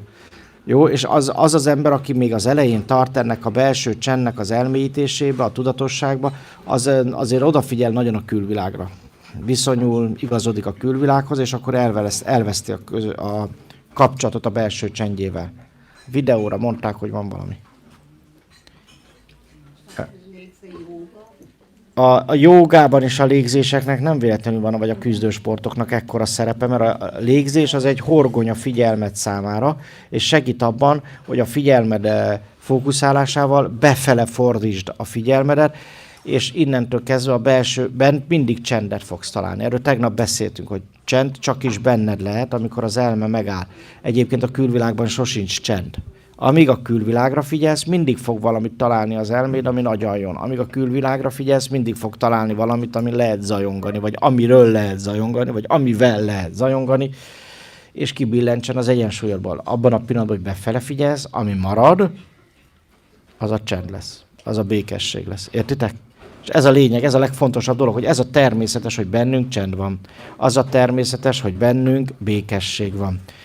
Hidd el, amikor agyalsz, az nem természetes. Amikor stresszelsz, az nem természetes. És csak is azon fog múlni, hogy csend lesz-e benned, hogy vállalod-e azt, hogy kikapcsolod az elmédet egy picit. És a figyelmedet a külvilágról a belső folyamatokra irányítod. És ha nincs benned csend, mert azt fogod érezni, hogy ez fáj, az fáj, itt zizeg, ott zizeg, akkor az azt jelenti, hogy valamilyen vízhang van benned. Tehát a külvilágra valamit reagáltál, vagy a külvilág valami olyan tükröt mutatott, ami zavar bent. Érthető ez? És ilyenkor sem a külvilágban kell keresni a problémát, hanem belül rakok rendet. Értitek? Megvizsgálom azt, hogy mi zavart ennyire. Megvizsgálom azt, hogy mi billentett ki. Érted? Szidod szenvedélyesen a miniszterelnököt, és legállsz, lecsendesedsz, és akkor na mi billentett ki ennyire? Érted? Mi zavar benne ennyire? Mert ott azzal kapcsolatban még bennem nincs rend, vagy nincs megértés, vagy nincs tudás. Értitek így ezt a mechanizmust? Jó? Tehát a bölcs az, ha a külvilágot akarja megfejteni és megváltoztatni, akkor sem a külvilágban akarja azt megoldani, hanem a saját bensejében. Erről beszél mindig a Miklós is, amikor erről beszél. Ezt kell megérteni, hogy amíg ide nem jutsz el, amíg mindig elbír tántorítani, vagy elbírja a figyelmedet, terelni a belső folyamatokról a külvilág, addig semmit nem tudsz megoldani az életedbe. Pedig fötörsz rajta rendesen. Tudod, amikor az olajat keverjük, megvan a tegnapi? És csak fötörsz, elmegy estére az energiád, és csodálkozom, miért vagy ilyen fáradt. Na de akkor ez azt is jelenti, hogy a lélek így kapcsolódik a fizikai világhoz. A szellem vagy a lélek, tisztázzuk. A szellemről beszélsz. Na most a levegőt veszel, a véráramba bejut az oxigén. Igen, az a lélek, persze. Hát az oxigén az egyik Mikor kapcsolódik a belégzéskor is. Igen, hogyne. Kilégzéskor pedig Így van, így van. Hát nem véletlenül a lélegzéshez kapcsoljuk a lelket. A lélegzés, ugye, nem véletlenül egy... A vérbe a lélek. Így van, ezért is van. Hát ugye mi a... Ez egy első lépés ahhoz, hogy aztán szellemi szinten még... Igen, tehát az elmédnek is kell egyfajta energiaszint ahhoz, hogy le tudjon csendesíteni. Érted? Ehhez kell az oxigén. Hát igen. És ezért kell a légzés is. Egyébként tovább megyek, mert egyébként a elme csendjéhez, amikor befelé figyelünk, akkor kapunk rengeteg extra energiát. Tudnék, nem tudom, hogy tudtad, de amire figyelsz, amire koncentrálsz, annak energiát adsz. Úgy hívjuk, hogy figyelmi energia. Ugye beszéltünk arról, hogy a testnek kell energia, tehát ugyanúgy kell a léleknek is energia. Érted? Tehát például egy jó ölelgetés az lelki energia. Egy jó beszélgetés, egy jó információ, amire kíváncsi vagy, az meg mentális energia. De ugyanúgy biológiai szinten is kellenek ezek az energiák, meg kellenek a kémiai anyagok, kell az oxigén is, ami a vér szállít. Úgy a kémiai anyagokat, mint az oxigén, meg nyomelemeket, ásványokat, vitaminokat a sejteknek, hogy aztán végezzék a dolgokat. Értelemszerűen a vér szállít oda. Jó, tehát ezért ez is a lélek része igazából, és a lelki betegségek mögött nagyon sokszor egyébként például vitaminhiány, nyomelemek, vagy épp kórokozók vannak. Hát például az egy döbbenetes tény, hogy a pánikbetegséget az idegrendszerben elszaporodó gomba okoz. A depressziót a idegrendszerben elszaporodó vírus okozza. Oké, és ez mind anyagcsere probléma egyébként, sejtszintű anyagcsere, metabolikus probléma, metabolikus zavarok. Jó, és ezeket a betegségeket ennyivel egyébként gyógyítani is lehet. Tehát kiírtjuk a kórokozót, adunk neki plusz vitamint meg ásványokat, amire szüksége van az idegrendszernek, megkap hozzá egy jó kis táplálkozást, hogy legyen az anyagcseréje is rendben, és meggyógyul akár egy hónap alatt például egy pánikos. Végleg. Jó, tehát holott ezek elméletileg gyógyítatlan dolgok. Jó, tehát ez is mind a lélek kérdése. Ezért a táplálkozás is fontos a léleknek. Na most itt akkor csak visszatérünk, ugye a légzésről beszéltünk. Valóban a légzés, ahogy elkezded figyelni, azt is fogod látni, hogy ennek az elengedésnek és ennek az elfogadásnak üteme van. Néha a kilégzés nagyobb, néha a belégzés nagyobb, ebből is lehet tudni, de az, amikor egészséges és harmonikus minden, akkor látni fogod, hogy a belégzés és a kilégzés ugyanolyan hosszú. Tehát egy egyensúly jön létre. Sőt, amikor majd ellazulsz, akkor a szádon és az orrodon át egyaránt fogsz levegőt venni, így a rekeszizom is el tud lazulni. Jó, ez egy nagyon szép dolog. És teljesen mindegy, hogy állsz, ülsz, fekszel, lógsz, sétálsz, ugyanúgy megtud ezt a lazaságot és ezt a belső csendet élni. Jó, ez azért fontos, mert munka közben is lehet belső csendben lenni, nem kell, hogy ahhoz a füles dübörögjön a füledbe, vagy nem kell ahhoz, hogy a többiek ott legyenek, nem is fognak zavarni, hogy a többiek mit csinálnak, mert a csendre figyelsz. Érted? És ha a helyeden vagy, amikor a hobbiban vagy, a hobbidokban, ugye tegnap beszéltünk arra, hát rengetegen megélitek ezt a csendet, és látod, közben nem zavar, hogy megy a frigider, meg megy a tévéhíradó, meg a sziréna az ablak alatt, semmi nem zavar. Mert élvezed és csendben vagy, a helyeden vagy. Jó? Tehát ennyi. Na most azért az első lépés, hogy becsukom a szememet, a második, hogy figyelek és megfogalmazom a légzéssel kapcsolatos érzeteket. Jó? Nem akarok semmit megváltoztatni, figyelj. Nem akarom irányítani a légzést, mert egész egyszerűen csak megfigyelem azt, szavakba öntöm, megfogalmazom, tehát tudatosítom, mert ez a tudatos szemlélődés állapota. Tehát ezt is tanulom vele. Azzal, hogy összekapcsolom az érzeteket és megfogalmazom, azzal a harmadik szemet is fejlesztem. És még mindig csak a légzésemnél vagyok a második lépcsőbe. Értitek? Mennyit tanít egy gyakorlat. Hát ez napi szintűvé fog válni, mert élvezni is fogod ráadásul. A harmadik lépcső az lesz, hogy ellazítjuk az állkapcsot. Ugye a ragadozó énünket elengedjük. Tegnap erről volt szó, a birtoklásokkal, az irányítási, az uralkodási vágyakkal, a ragaszkodásokkal, kötődésekkel, kötésekkel elengedjük. Amikor ellazítod az állkapcsot, akkor úgy mondják, hogy leesik az állad. A két fogsor eltávozik egymástól, és a nyelved a két fogsor közt ki is fér. Jó? Tehát így működne. Jó? Így kéne ellazulni. Amikor így ellazítod az állkapcsot, fogod érezni, hogy a testedben valami kiengedés, ellazulás elindul, mert akármilyen érdekes dolog, de az történik, hogy az állkapocs ellazításával központilag az izületi rendszert kiengedjük. Ilyenkor tudnak regenerálódni az izületek, amikor ellazulnak. Jó? Tehát nagyon fontos lenne, hogy minden nap lazítsuk el az állkapcsot, amit alvás közben nem teszel meg. Tehát ez az alvásnál mélyebb állapot lesz, majd rá fogtok jönni. A következő, már azt hiszem a 4. pont, hogy ellazítjuk a szemizmot. Be van csukva a szemem, és hozok egy döntést, hogy akkor most ellazítom a szemizmokat is. És akkor az ellazul magától. Ahogy az állkapcsodnál is csak egy döntést hoztál, és hagytad utána, hogy ellazuljon, ugyanígy történik a szemizommal is, magától lazul el. Értsétek meg, hogy a testnek az a természetes állapot, hogy az állkapocs és a szemizom el van lazulva. És tudok úgy beszélni, és mozgatni a fogaimat, meg a számot, hogy közben el vagyok egész nap lazulva. Megfigyeltétek, hogy nem szorítom össze, nem vicsorogtam tegnap se? Nem kocogtattam meg ilyenek? Mert így élek, hogy el van lazulva az állkapocs. Jó? és akkor ráadásul az alsó, meg a felső fogsor is annyira szépen össze fog igazodni, hogy mindegyik egy vonalban van. Figyeljétek meg, hogy az emberek többségének Európában az alsó állkapcsa hátrább van. Ki az, aki ilyet tapasztal magá? Na, ez okozza a migrének nagy részét, a hátfájások nagy részét. Jó? Ez szépen el lehet menni fogorvoshoz, fogszabályzáshoz, hogy szépen megcsinálják, hogy szépen kiigazítják. Jó? Ez azért van, mert amikor a kisbaba megszületik, nem igazítják meg utána.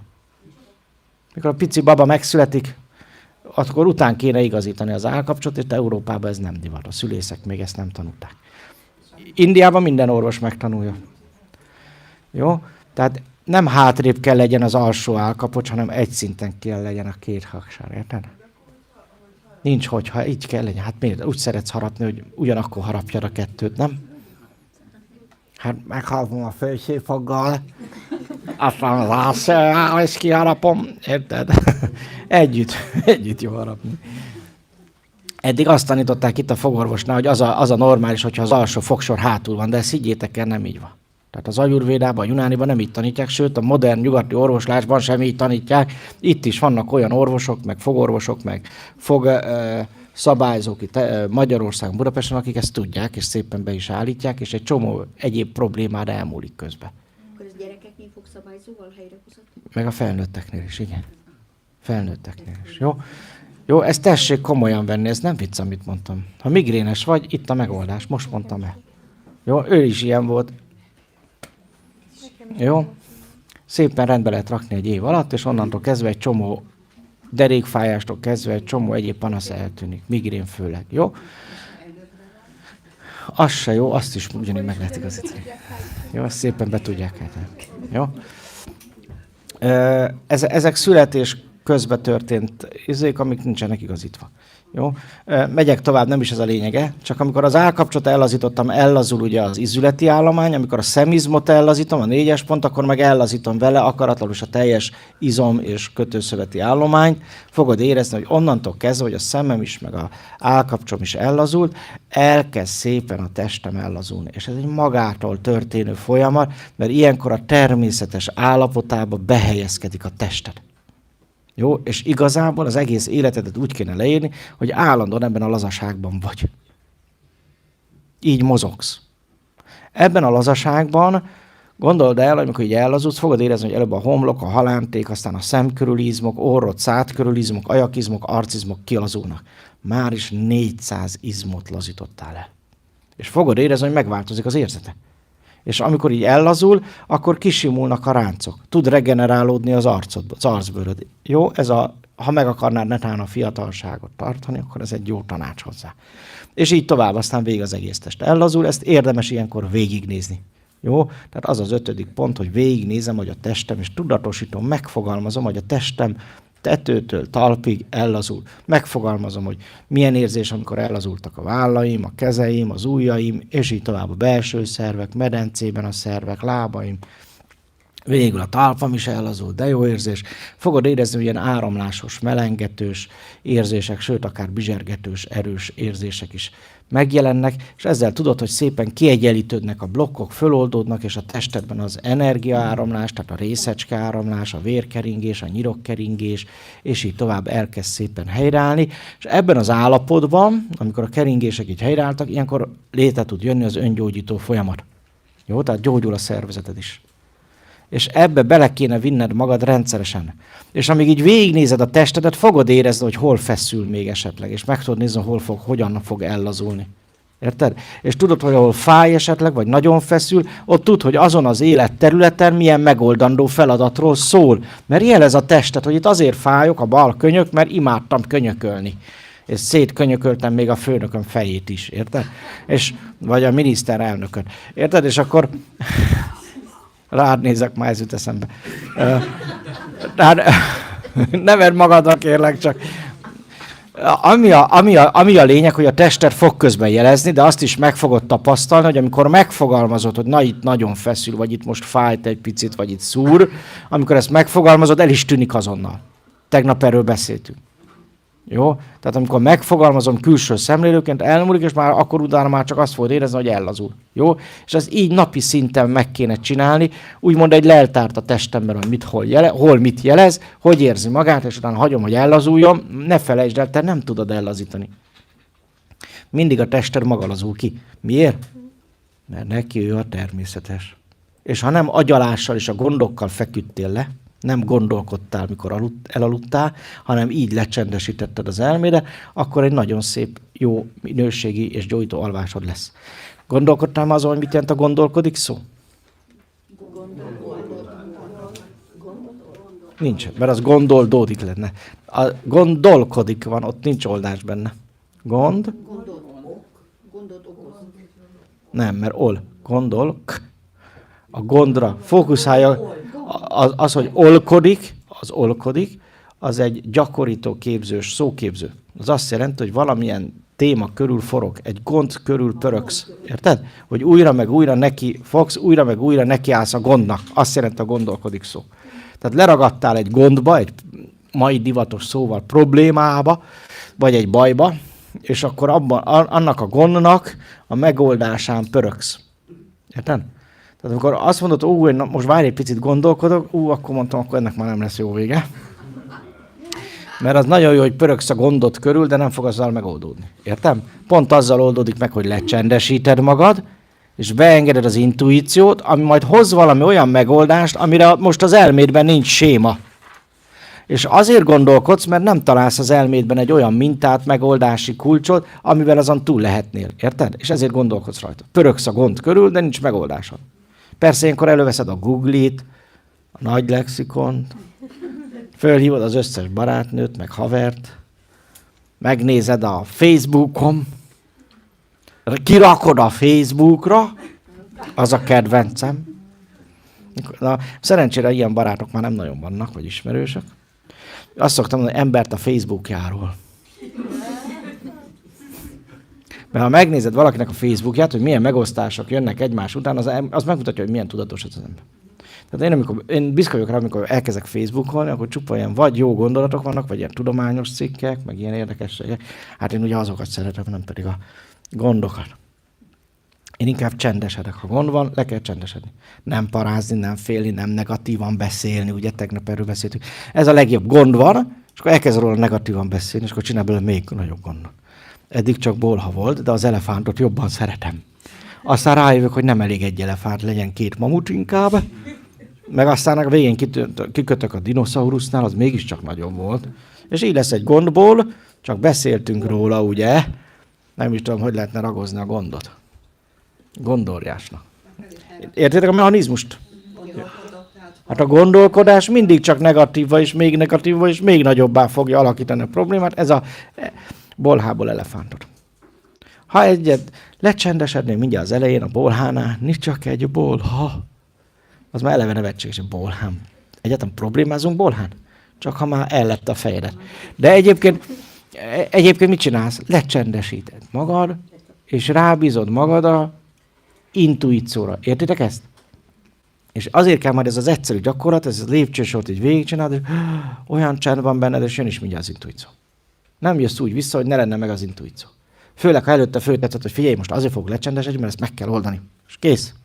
És mit csinál a szellem? Old. Érted? Nem gondolkodni fog. A szellemet csendben van, és oda rakja elé a megoldást. Tessék. Én nagyon sokszor vagyok így, hogy reggel fölkelek, aztán már mondom is, hogy mit hogy. Igaz?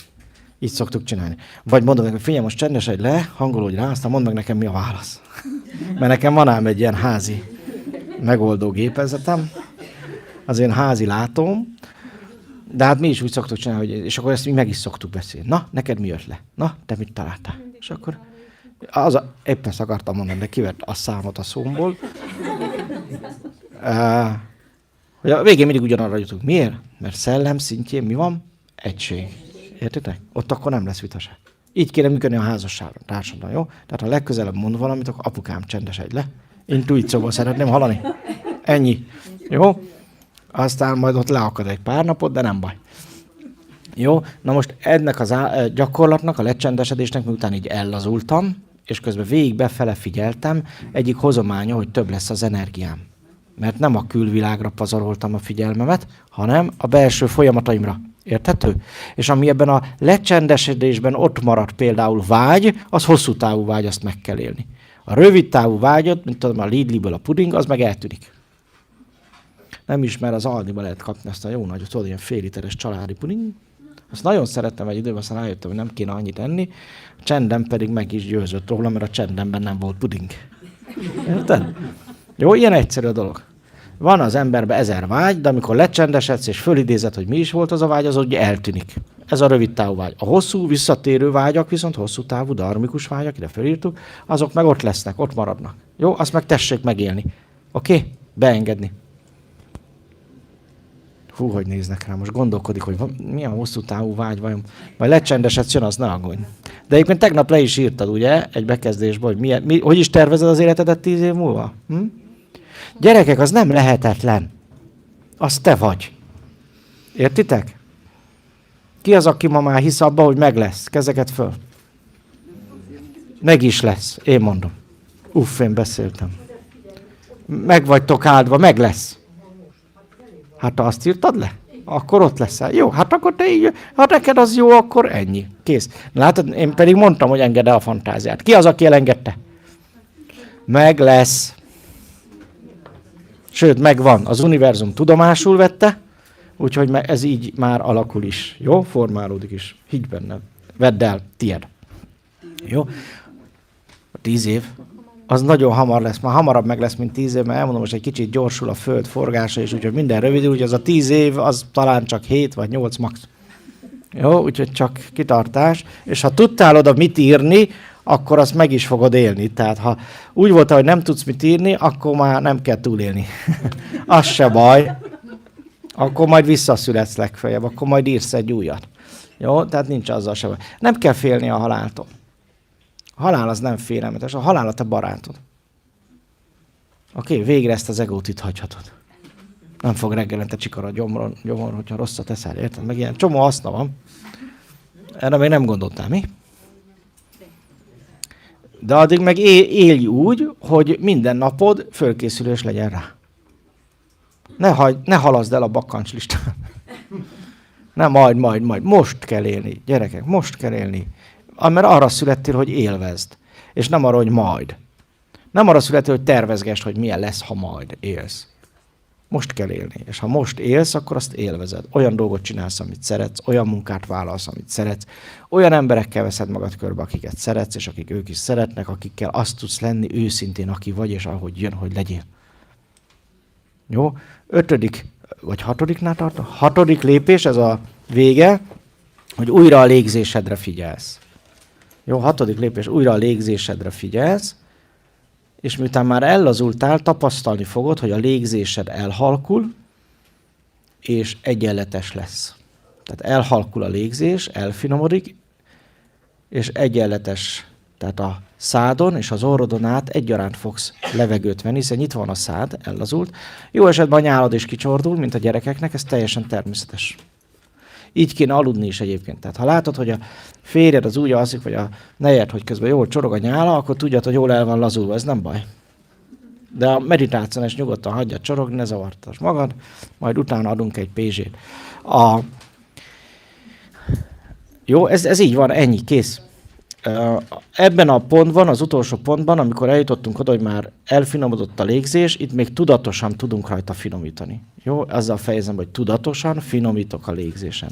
És itt már semmi más nincs a figyelmembe, csak ez a lehellett finom, érezhetetlenül lágy légzés, teljesen hangtalanul, némán, puhán lélegzek. Olyan ütemben, olyan mélyen, hogy a testemnek jól esik, hagyom, hogy történjen még a légzés, ennek is csupán a megfigyelője vagyok. És ilyenkor ebben az állapotban már nem akar az agyad semmit megfogalmazni. Még mondanád, hogy fogalmazzuk már meg a légzést, azt mondja, hogy hagyjál békén, inkább csendben maradok. Ne büntess, már nem akarok hagyalni. Ilyeneket fog mondani az agyad. És akkor ott beáll az a csend, amire vágysz. És abban a csendben a légzésed lesz a horgonyod. Jó, ha bármi kibillent, mondjuk fölborul a kukásautó az ablakod alatt, és minden oda szóródik, akkor se fog zavarni, mert a légzésed lesz a te horgonyod. Oké? És ugyanaz a csend, ugyanaz a békesség és az a harmónia, az az ellazult harmónia, ami benned akkor ott van, az bármeddig fent tudod tartani, amíg csak jónak tartod.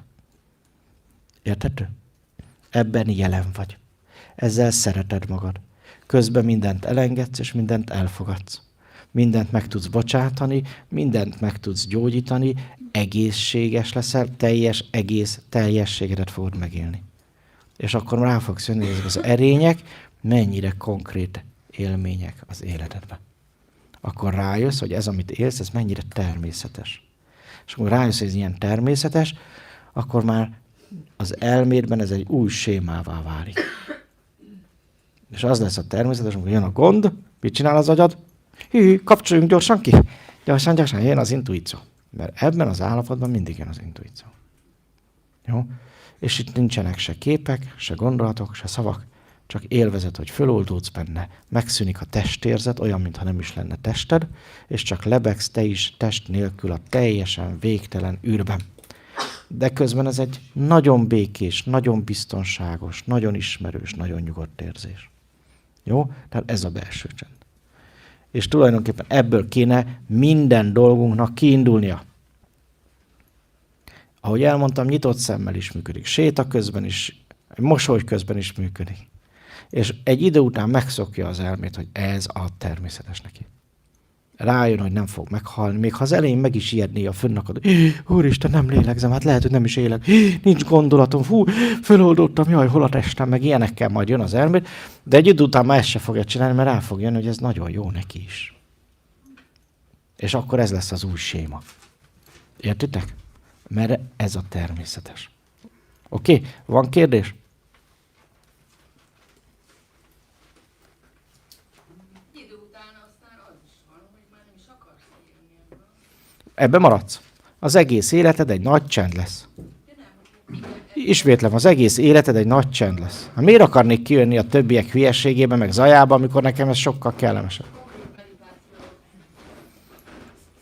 Meditációra gondoltam, hogy leülsz és csinálod ezt a gyakorlást, tehát nem az életmeditáció, hanem a konkrét meditáció. Nincs meditáció, ne keverd. Tegnap elmondtam, hogy mi a meditáció. Emlékszel, a meditáció az egy vezetett képekkel való munka. Itt nincsenek képek se, ez belső csend, így hívjuk, jó? Egy idő után ebből nem akarsz kijönni, de ennek az az előnye, hogy nem is kell kijönni.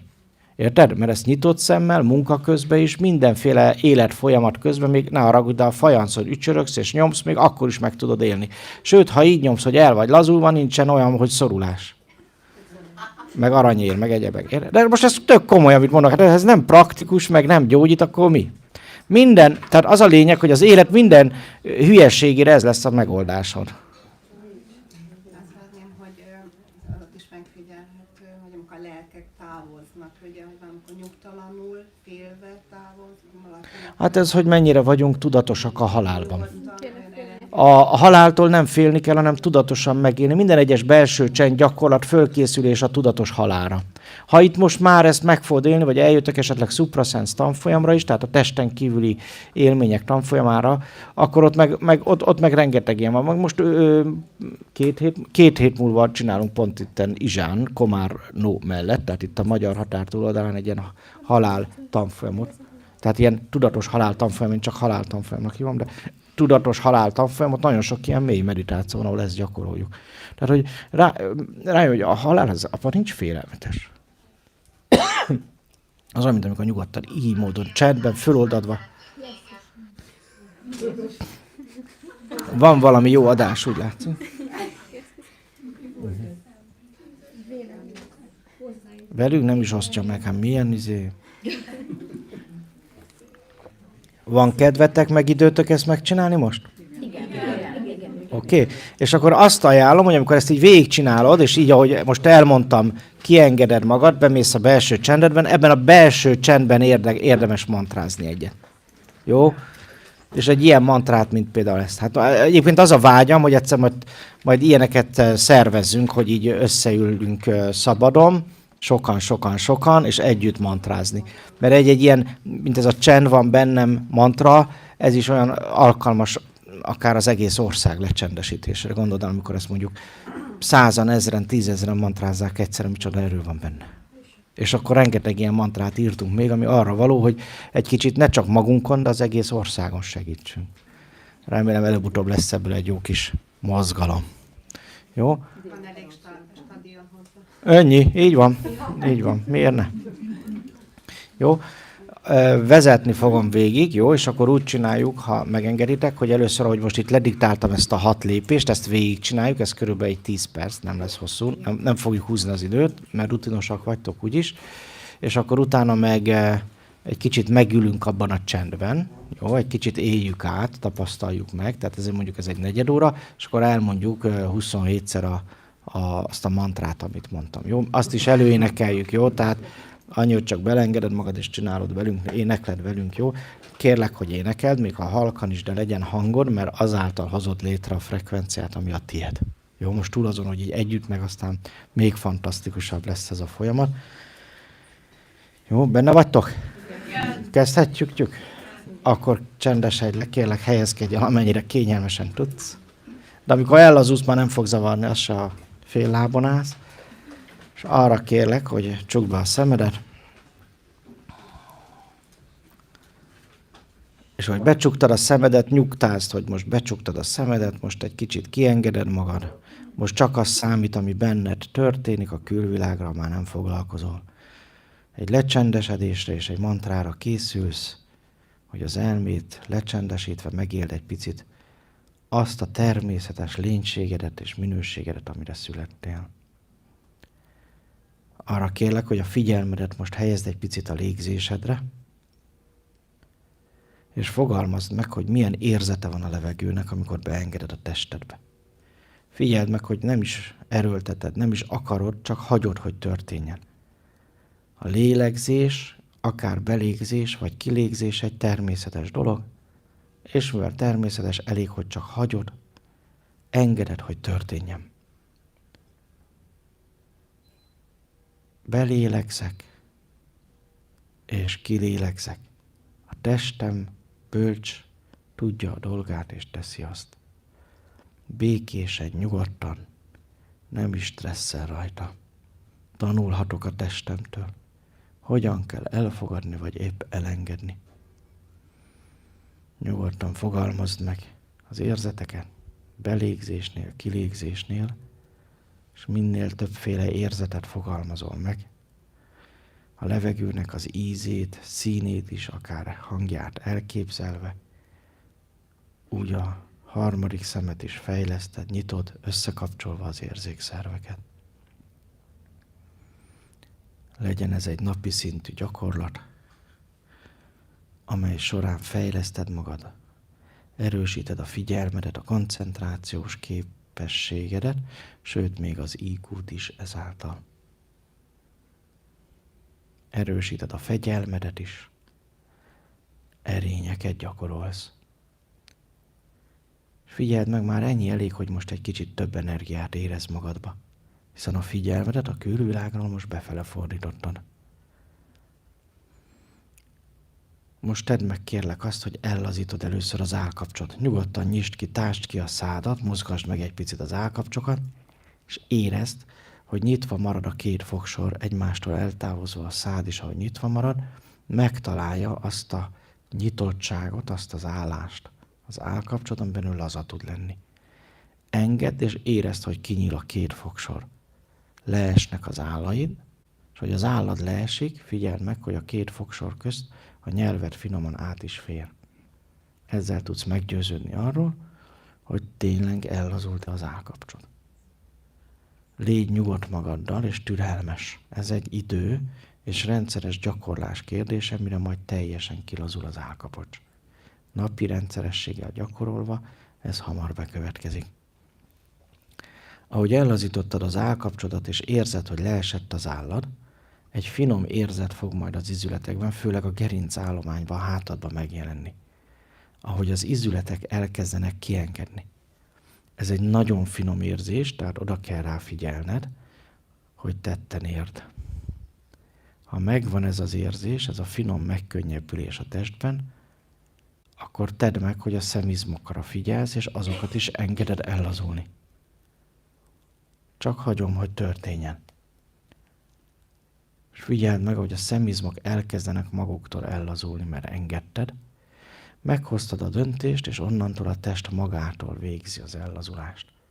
A szemizmokkal az egész test izomzata el fog lazulni. De ez egy folyamat, amit csak engedni, hagyni kell, és figyelmeddel bent tartani magadat. Figyeld meg, hogy a szemizmok ellazításával az állkapocs is jobban ellazult.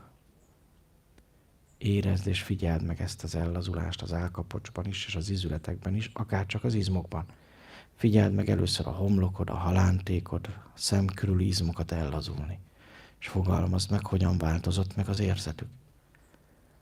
Aztán figyeld meg az orrod, szád körüli izmokat is, ajakizmokat, ahogy ellazulnak. Aztán az arcizmokat is engedd, hogy ellazuljanak. Aztán el fog lazulni a nyakad, a vállaid is, és fogalmazd meg itt is, hogy mi történik, hogyan változik meg az érzetük. Amit megfogalmazol, azt tudatosítod, és amit tudatosítasz, az kiteljesedik az életedben. Engedd ellazulni aztán a felkarokat, könyököket, a két alkart, csuklót, tenyereket, ujjakat is. Figyeld meg az ujjaidat ellazulni.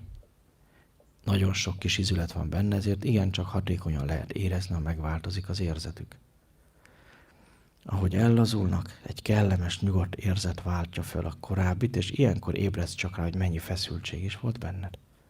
A kezek a tetteidben lévő feszültségek. Most ezeket engeded el. Aztán engedd el lazulni, és figyeld meg ellazulni végig a hátadat, a gerincet, gerincmenti izmokat, lapockákat, törzsedet, derekadat. És hogy ez így ellazul, figyeld meg, hogy a mellkas is megkönnyebbedik, kienged. Majd engedd ellazulni a hasadat, gyomrodat, belső szerveket is. Minél többször gyakorlod, annál tisztábban, annál pontosabban fogod érezni az egész finom érzeteket is. Ahogy az érzékelésed rendszeres gyakorlással fejlődik, a legfinomabb érzeteket és különbségeket is meg tudod majd fogalmazni. Mindig szánd rá az időt, amikor otthon csinálod. Ne siessd el soha, hanem inkább élvezd, ahogy ellazulsz. Ne felejtsd el, ha akkor csinálod jól, ha élvezed. Figyeld meg aztán a medencét is, és a medencében is a szerveket ellazulni. Ezt is csak engeded, hogy történjen. Magától lazul el. Bízz a testedben, ő tudja a dolgát.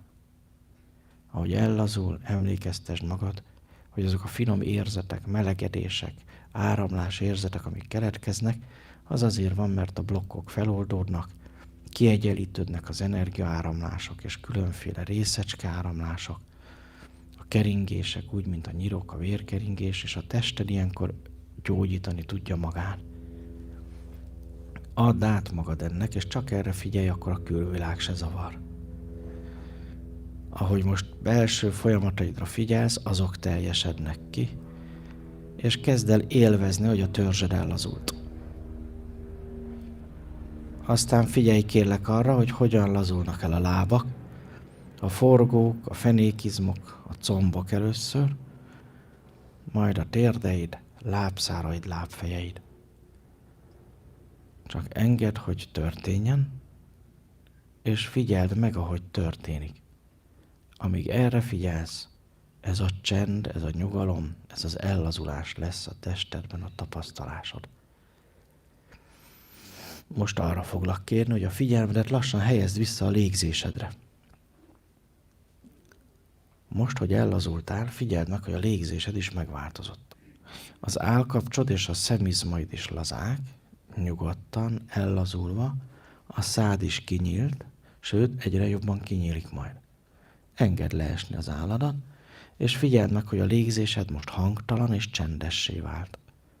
Ez a csendes és azt a nyugodt légzést arra foglak kérni, hogy finomítsd még. Lélegezz még lágyabban, még finomabban az orrodon és a szádon át egyaránt úgy, mintha nem akarnád, hogy külső szemlélő észrevegye, hogy egyáltalán lélegzel. Hangtalanul és némán, ahogy lélegzel, figyeld meg, hogy egyre mélyebben tudsz lélegezni. És minél finomabban lélegzel, annál lazább lesz a tested. Minél lazább a tested, annál finomabban tudsz lélegezni.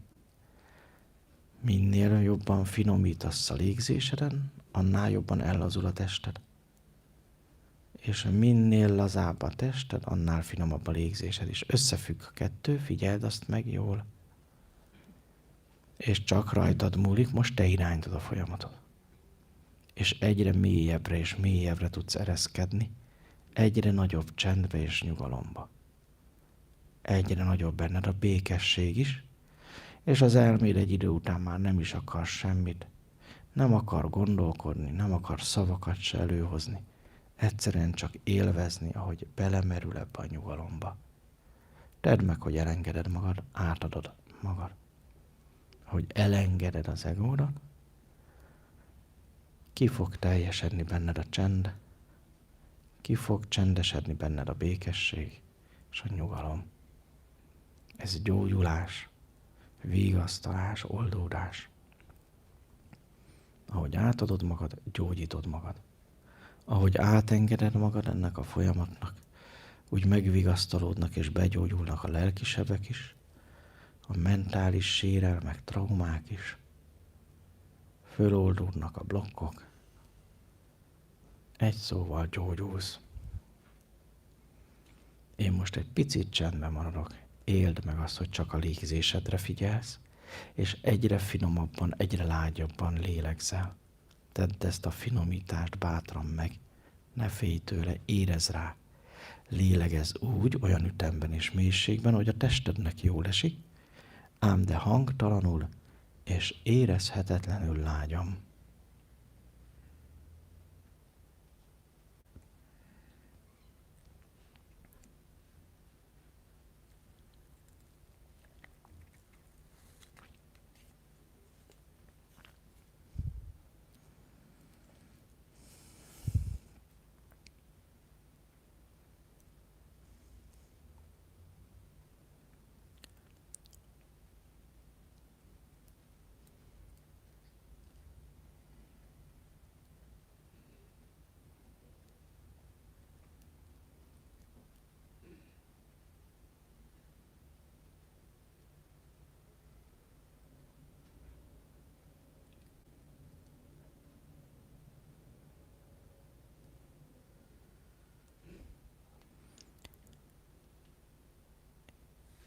Ismerd fel, hogy ez egy kellemes, ismerős, otthonos érzés. És minél finomabban lélegzel, annál tökéletesebb a feloldódás. Minél lágyabban lélegzel, annál tökéletesebb a csend is.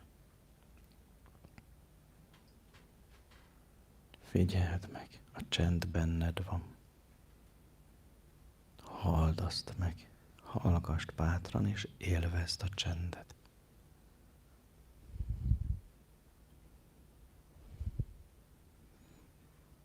Ismerd fel, hogy ez a csend mindig ott van benned. És a csenddel együtt a békesség, a föloldódás, a gyógyulás is mindig ott van benned.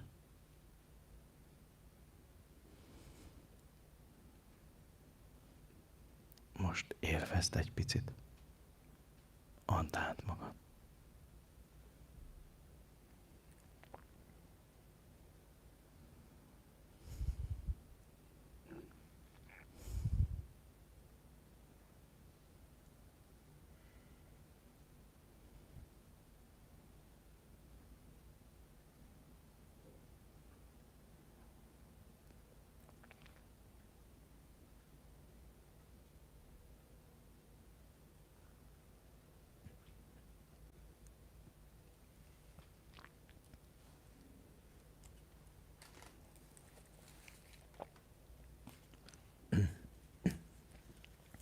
Most arra foglak kérni lassan, hogy kezdjük el a mantrát.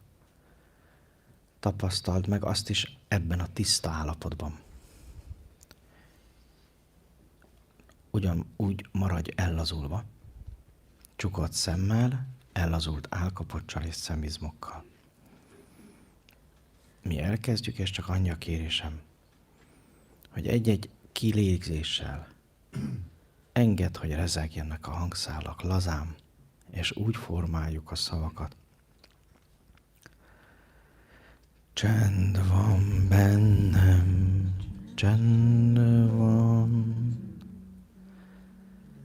béke a szívemben. Bátrabban. Csend van bennem, csend van, béke a szívemben.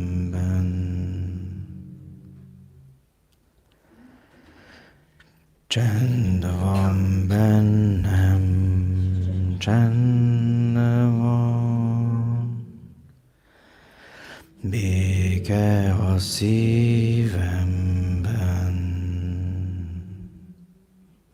Engedd ezt a csendet közbe meg magadnak, hogy érezd, hogy bizserged, hogy rezged. Ne siessük el. Csend van bennem, csend van, béke a szívemben.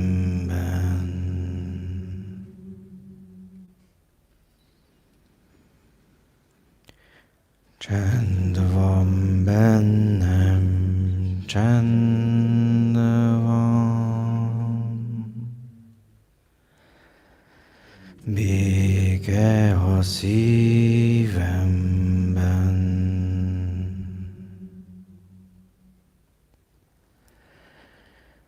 Csend van bennem, csend van,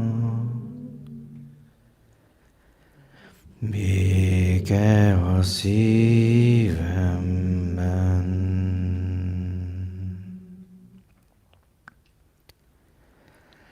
Csend van bennem, csend van, béke a szívemben.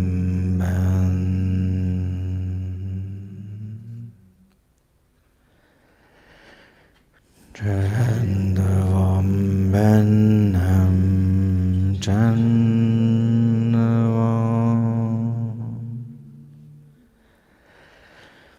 béke a szívemben.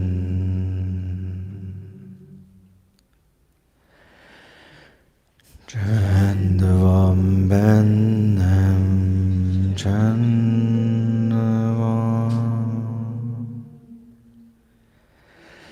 béke a szívemben.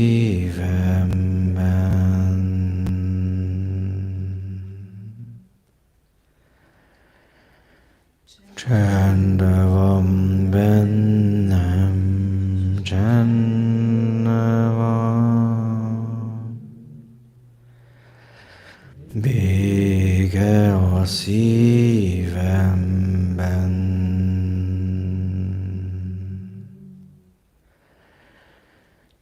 Csend van bennem, csend van, béke a szívemben.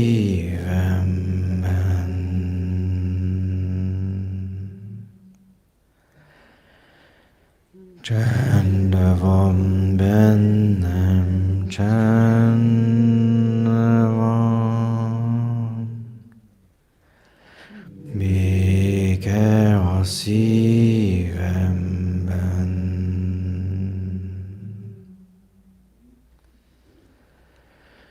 Csend van bennem, csend van, béke a szívemben.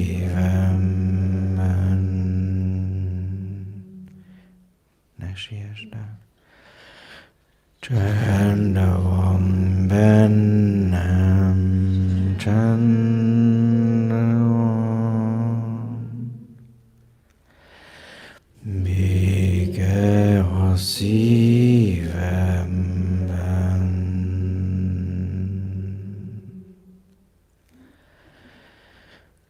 Csend van bennem, csend van. Béke a szívemben.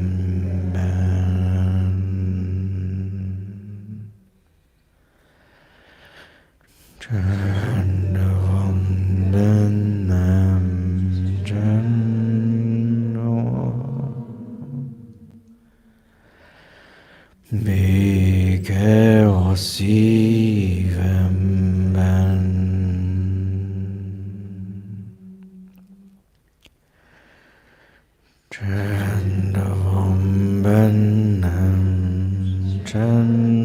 van.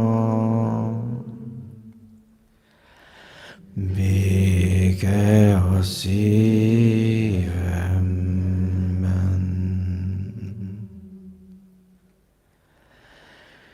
Csend van bennem, csend van. Béke a szívemben.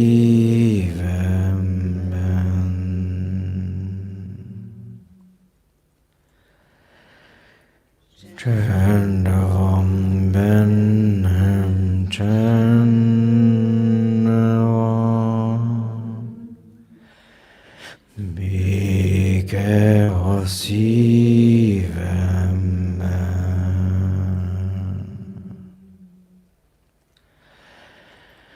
Csend van bennem, csend van. Béke a szívemben.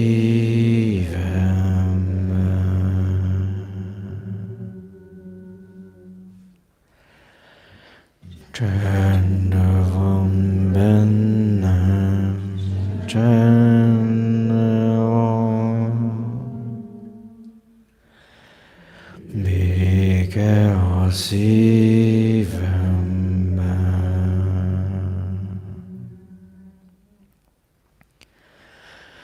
Csend van bennem, csend van.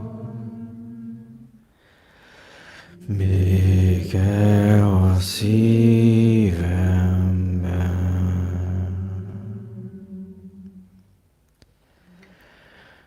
Csend van bennem, csend van. Béke a szívemben.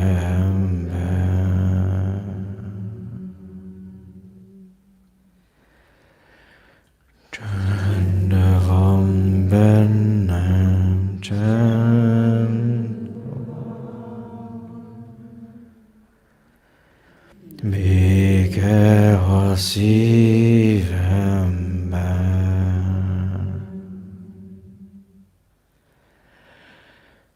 Csend van bennem, csend van.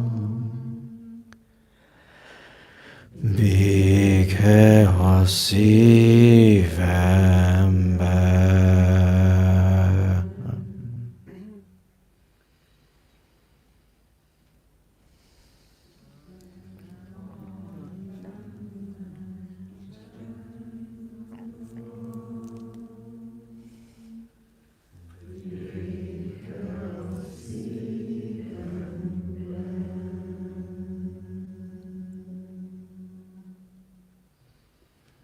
Csend van bennem, csend van.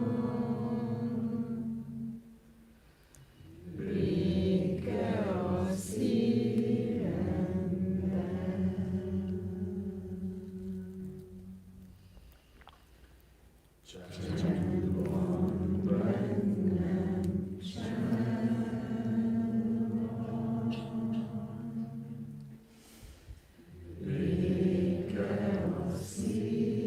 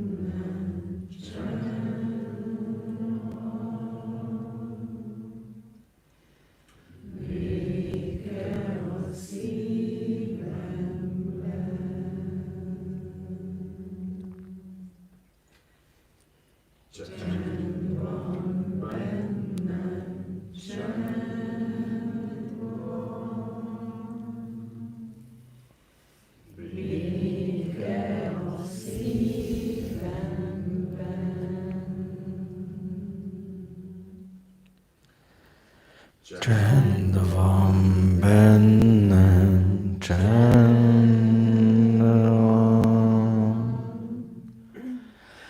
vége a szívemben.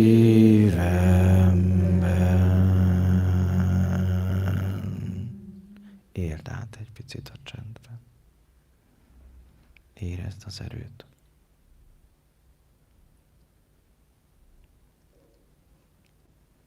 Érezd az erőben a szeretetet, a szelídséget, a gyógyulást. És csak engedd, hogy történjen. Add át magad. Merd élvezni.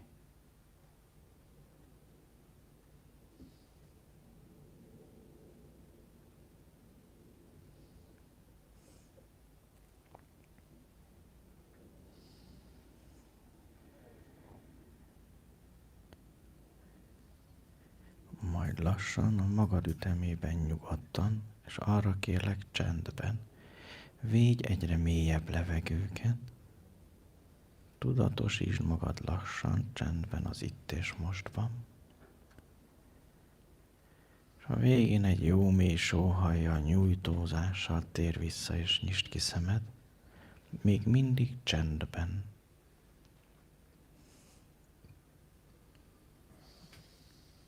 És ahogy kinyitod a szemed, ne siess fókuszálni. Maradj ugyanolyan laza, nyugodt és csendes. Ahogy beengeded a külvilágot. Ismerd fel, hogy a csend ugyanúgy ott van benned.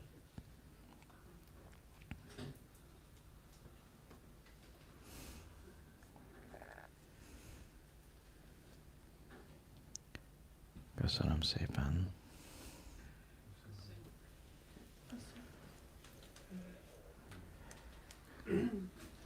Ebédszünet.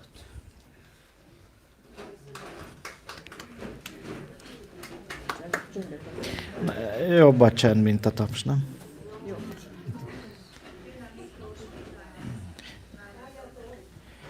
Igazából az volt az egyik legfontosabb, amit remélem fölismertél.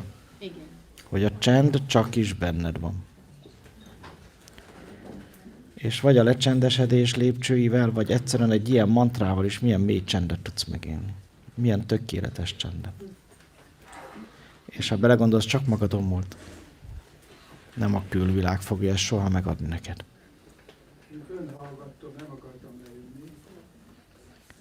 Óriási erő volt jelen. Igen, óriási erő volt jelen, biztos éreztétek. És nagyon tisztává vált minden. Nagyon jó csapat vagytok. Vigyétek magatokkal ezt a belső csendet magatokkal, ezt a gyakorlatot, meg a mantrát is, külön-külön is nagyon jól működnek.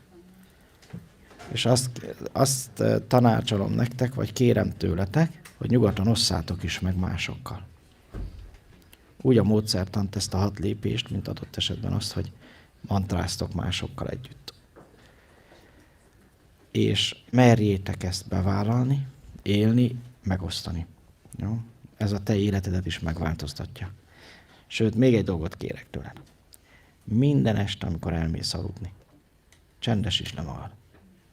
Jó? Akár ez a finom kis ellazulás és a légzés elfinomítása során, vagy akár a mantrával, tedd meg, hogy így alszol el, és figyeld meg, mennyivel jobbak lesznek az éjszakáid. Mennyivel tisztábbak az álmaid. És mennyire megváltozik már ennyitől az életed. Jó? Köszönöm szépen. Köszönjük szépen.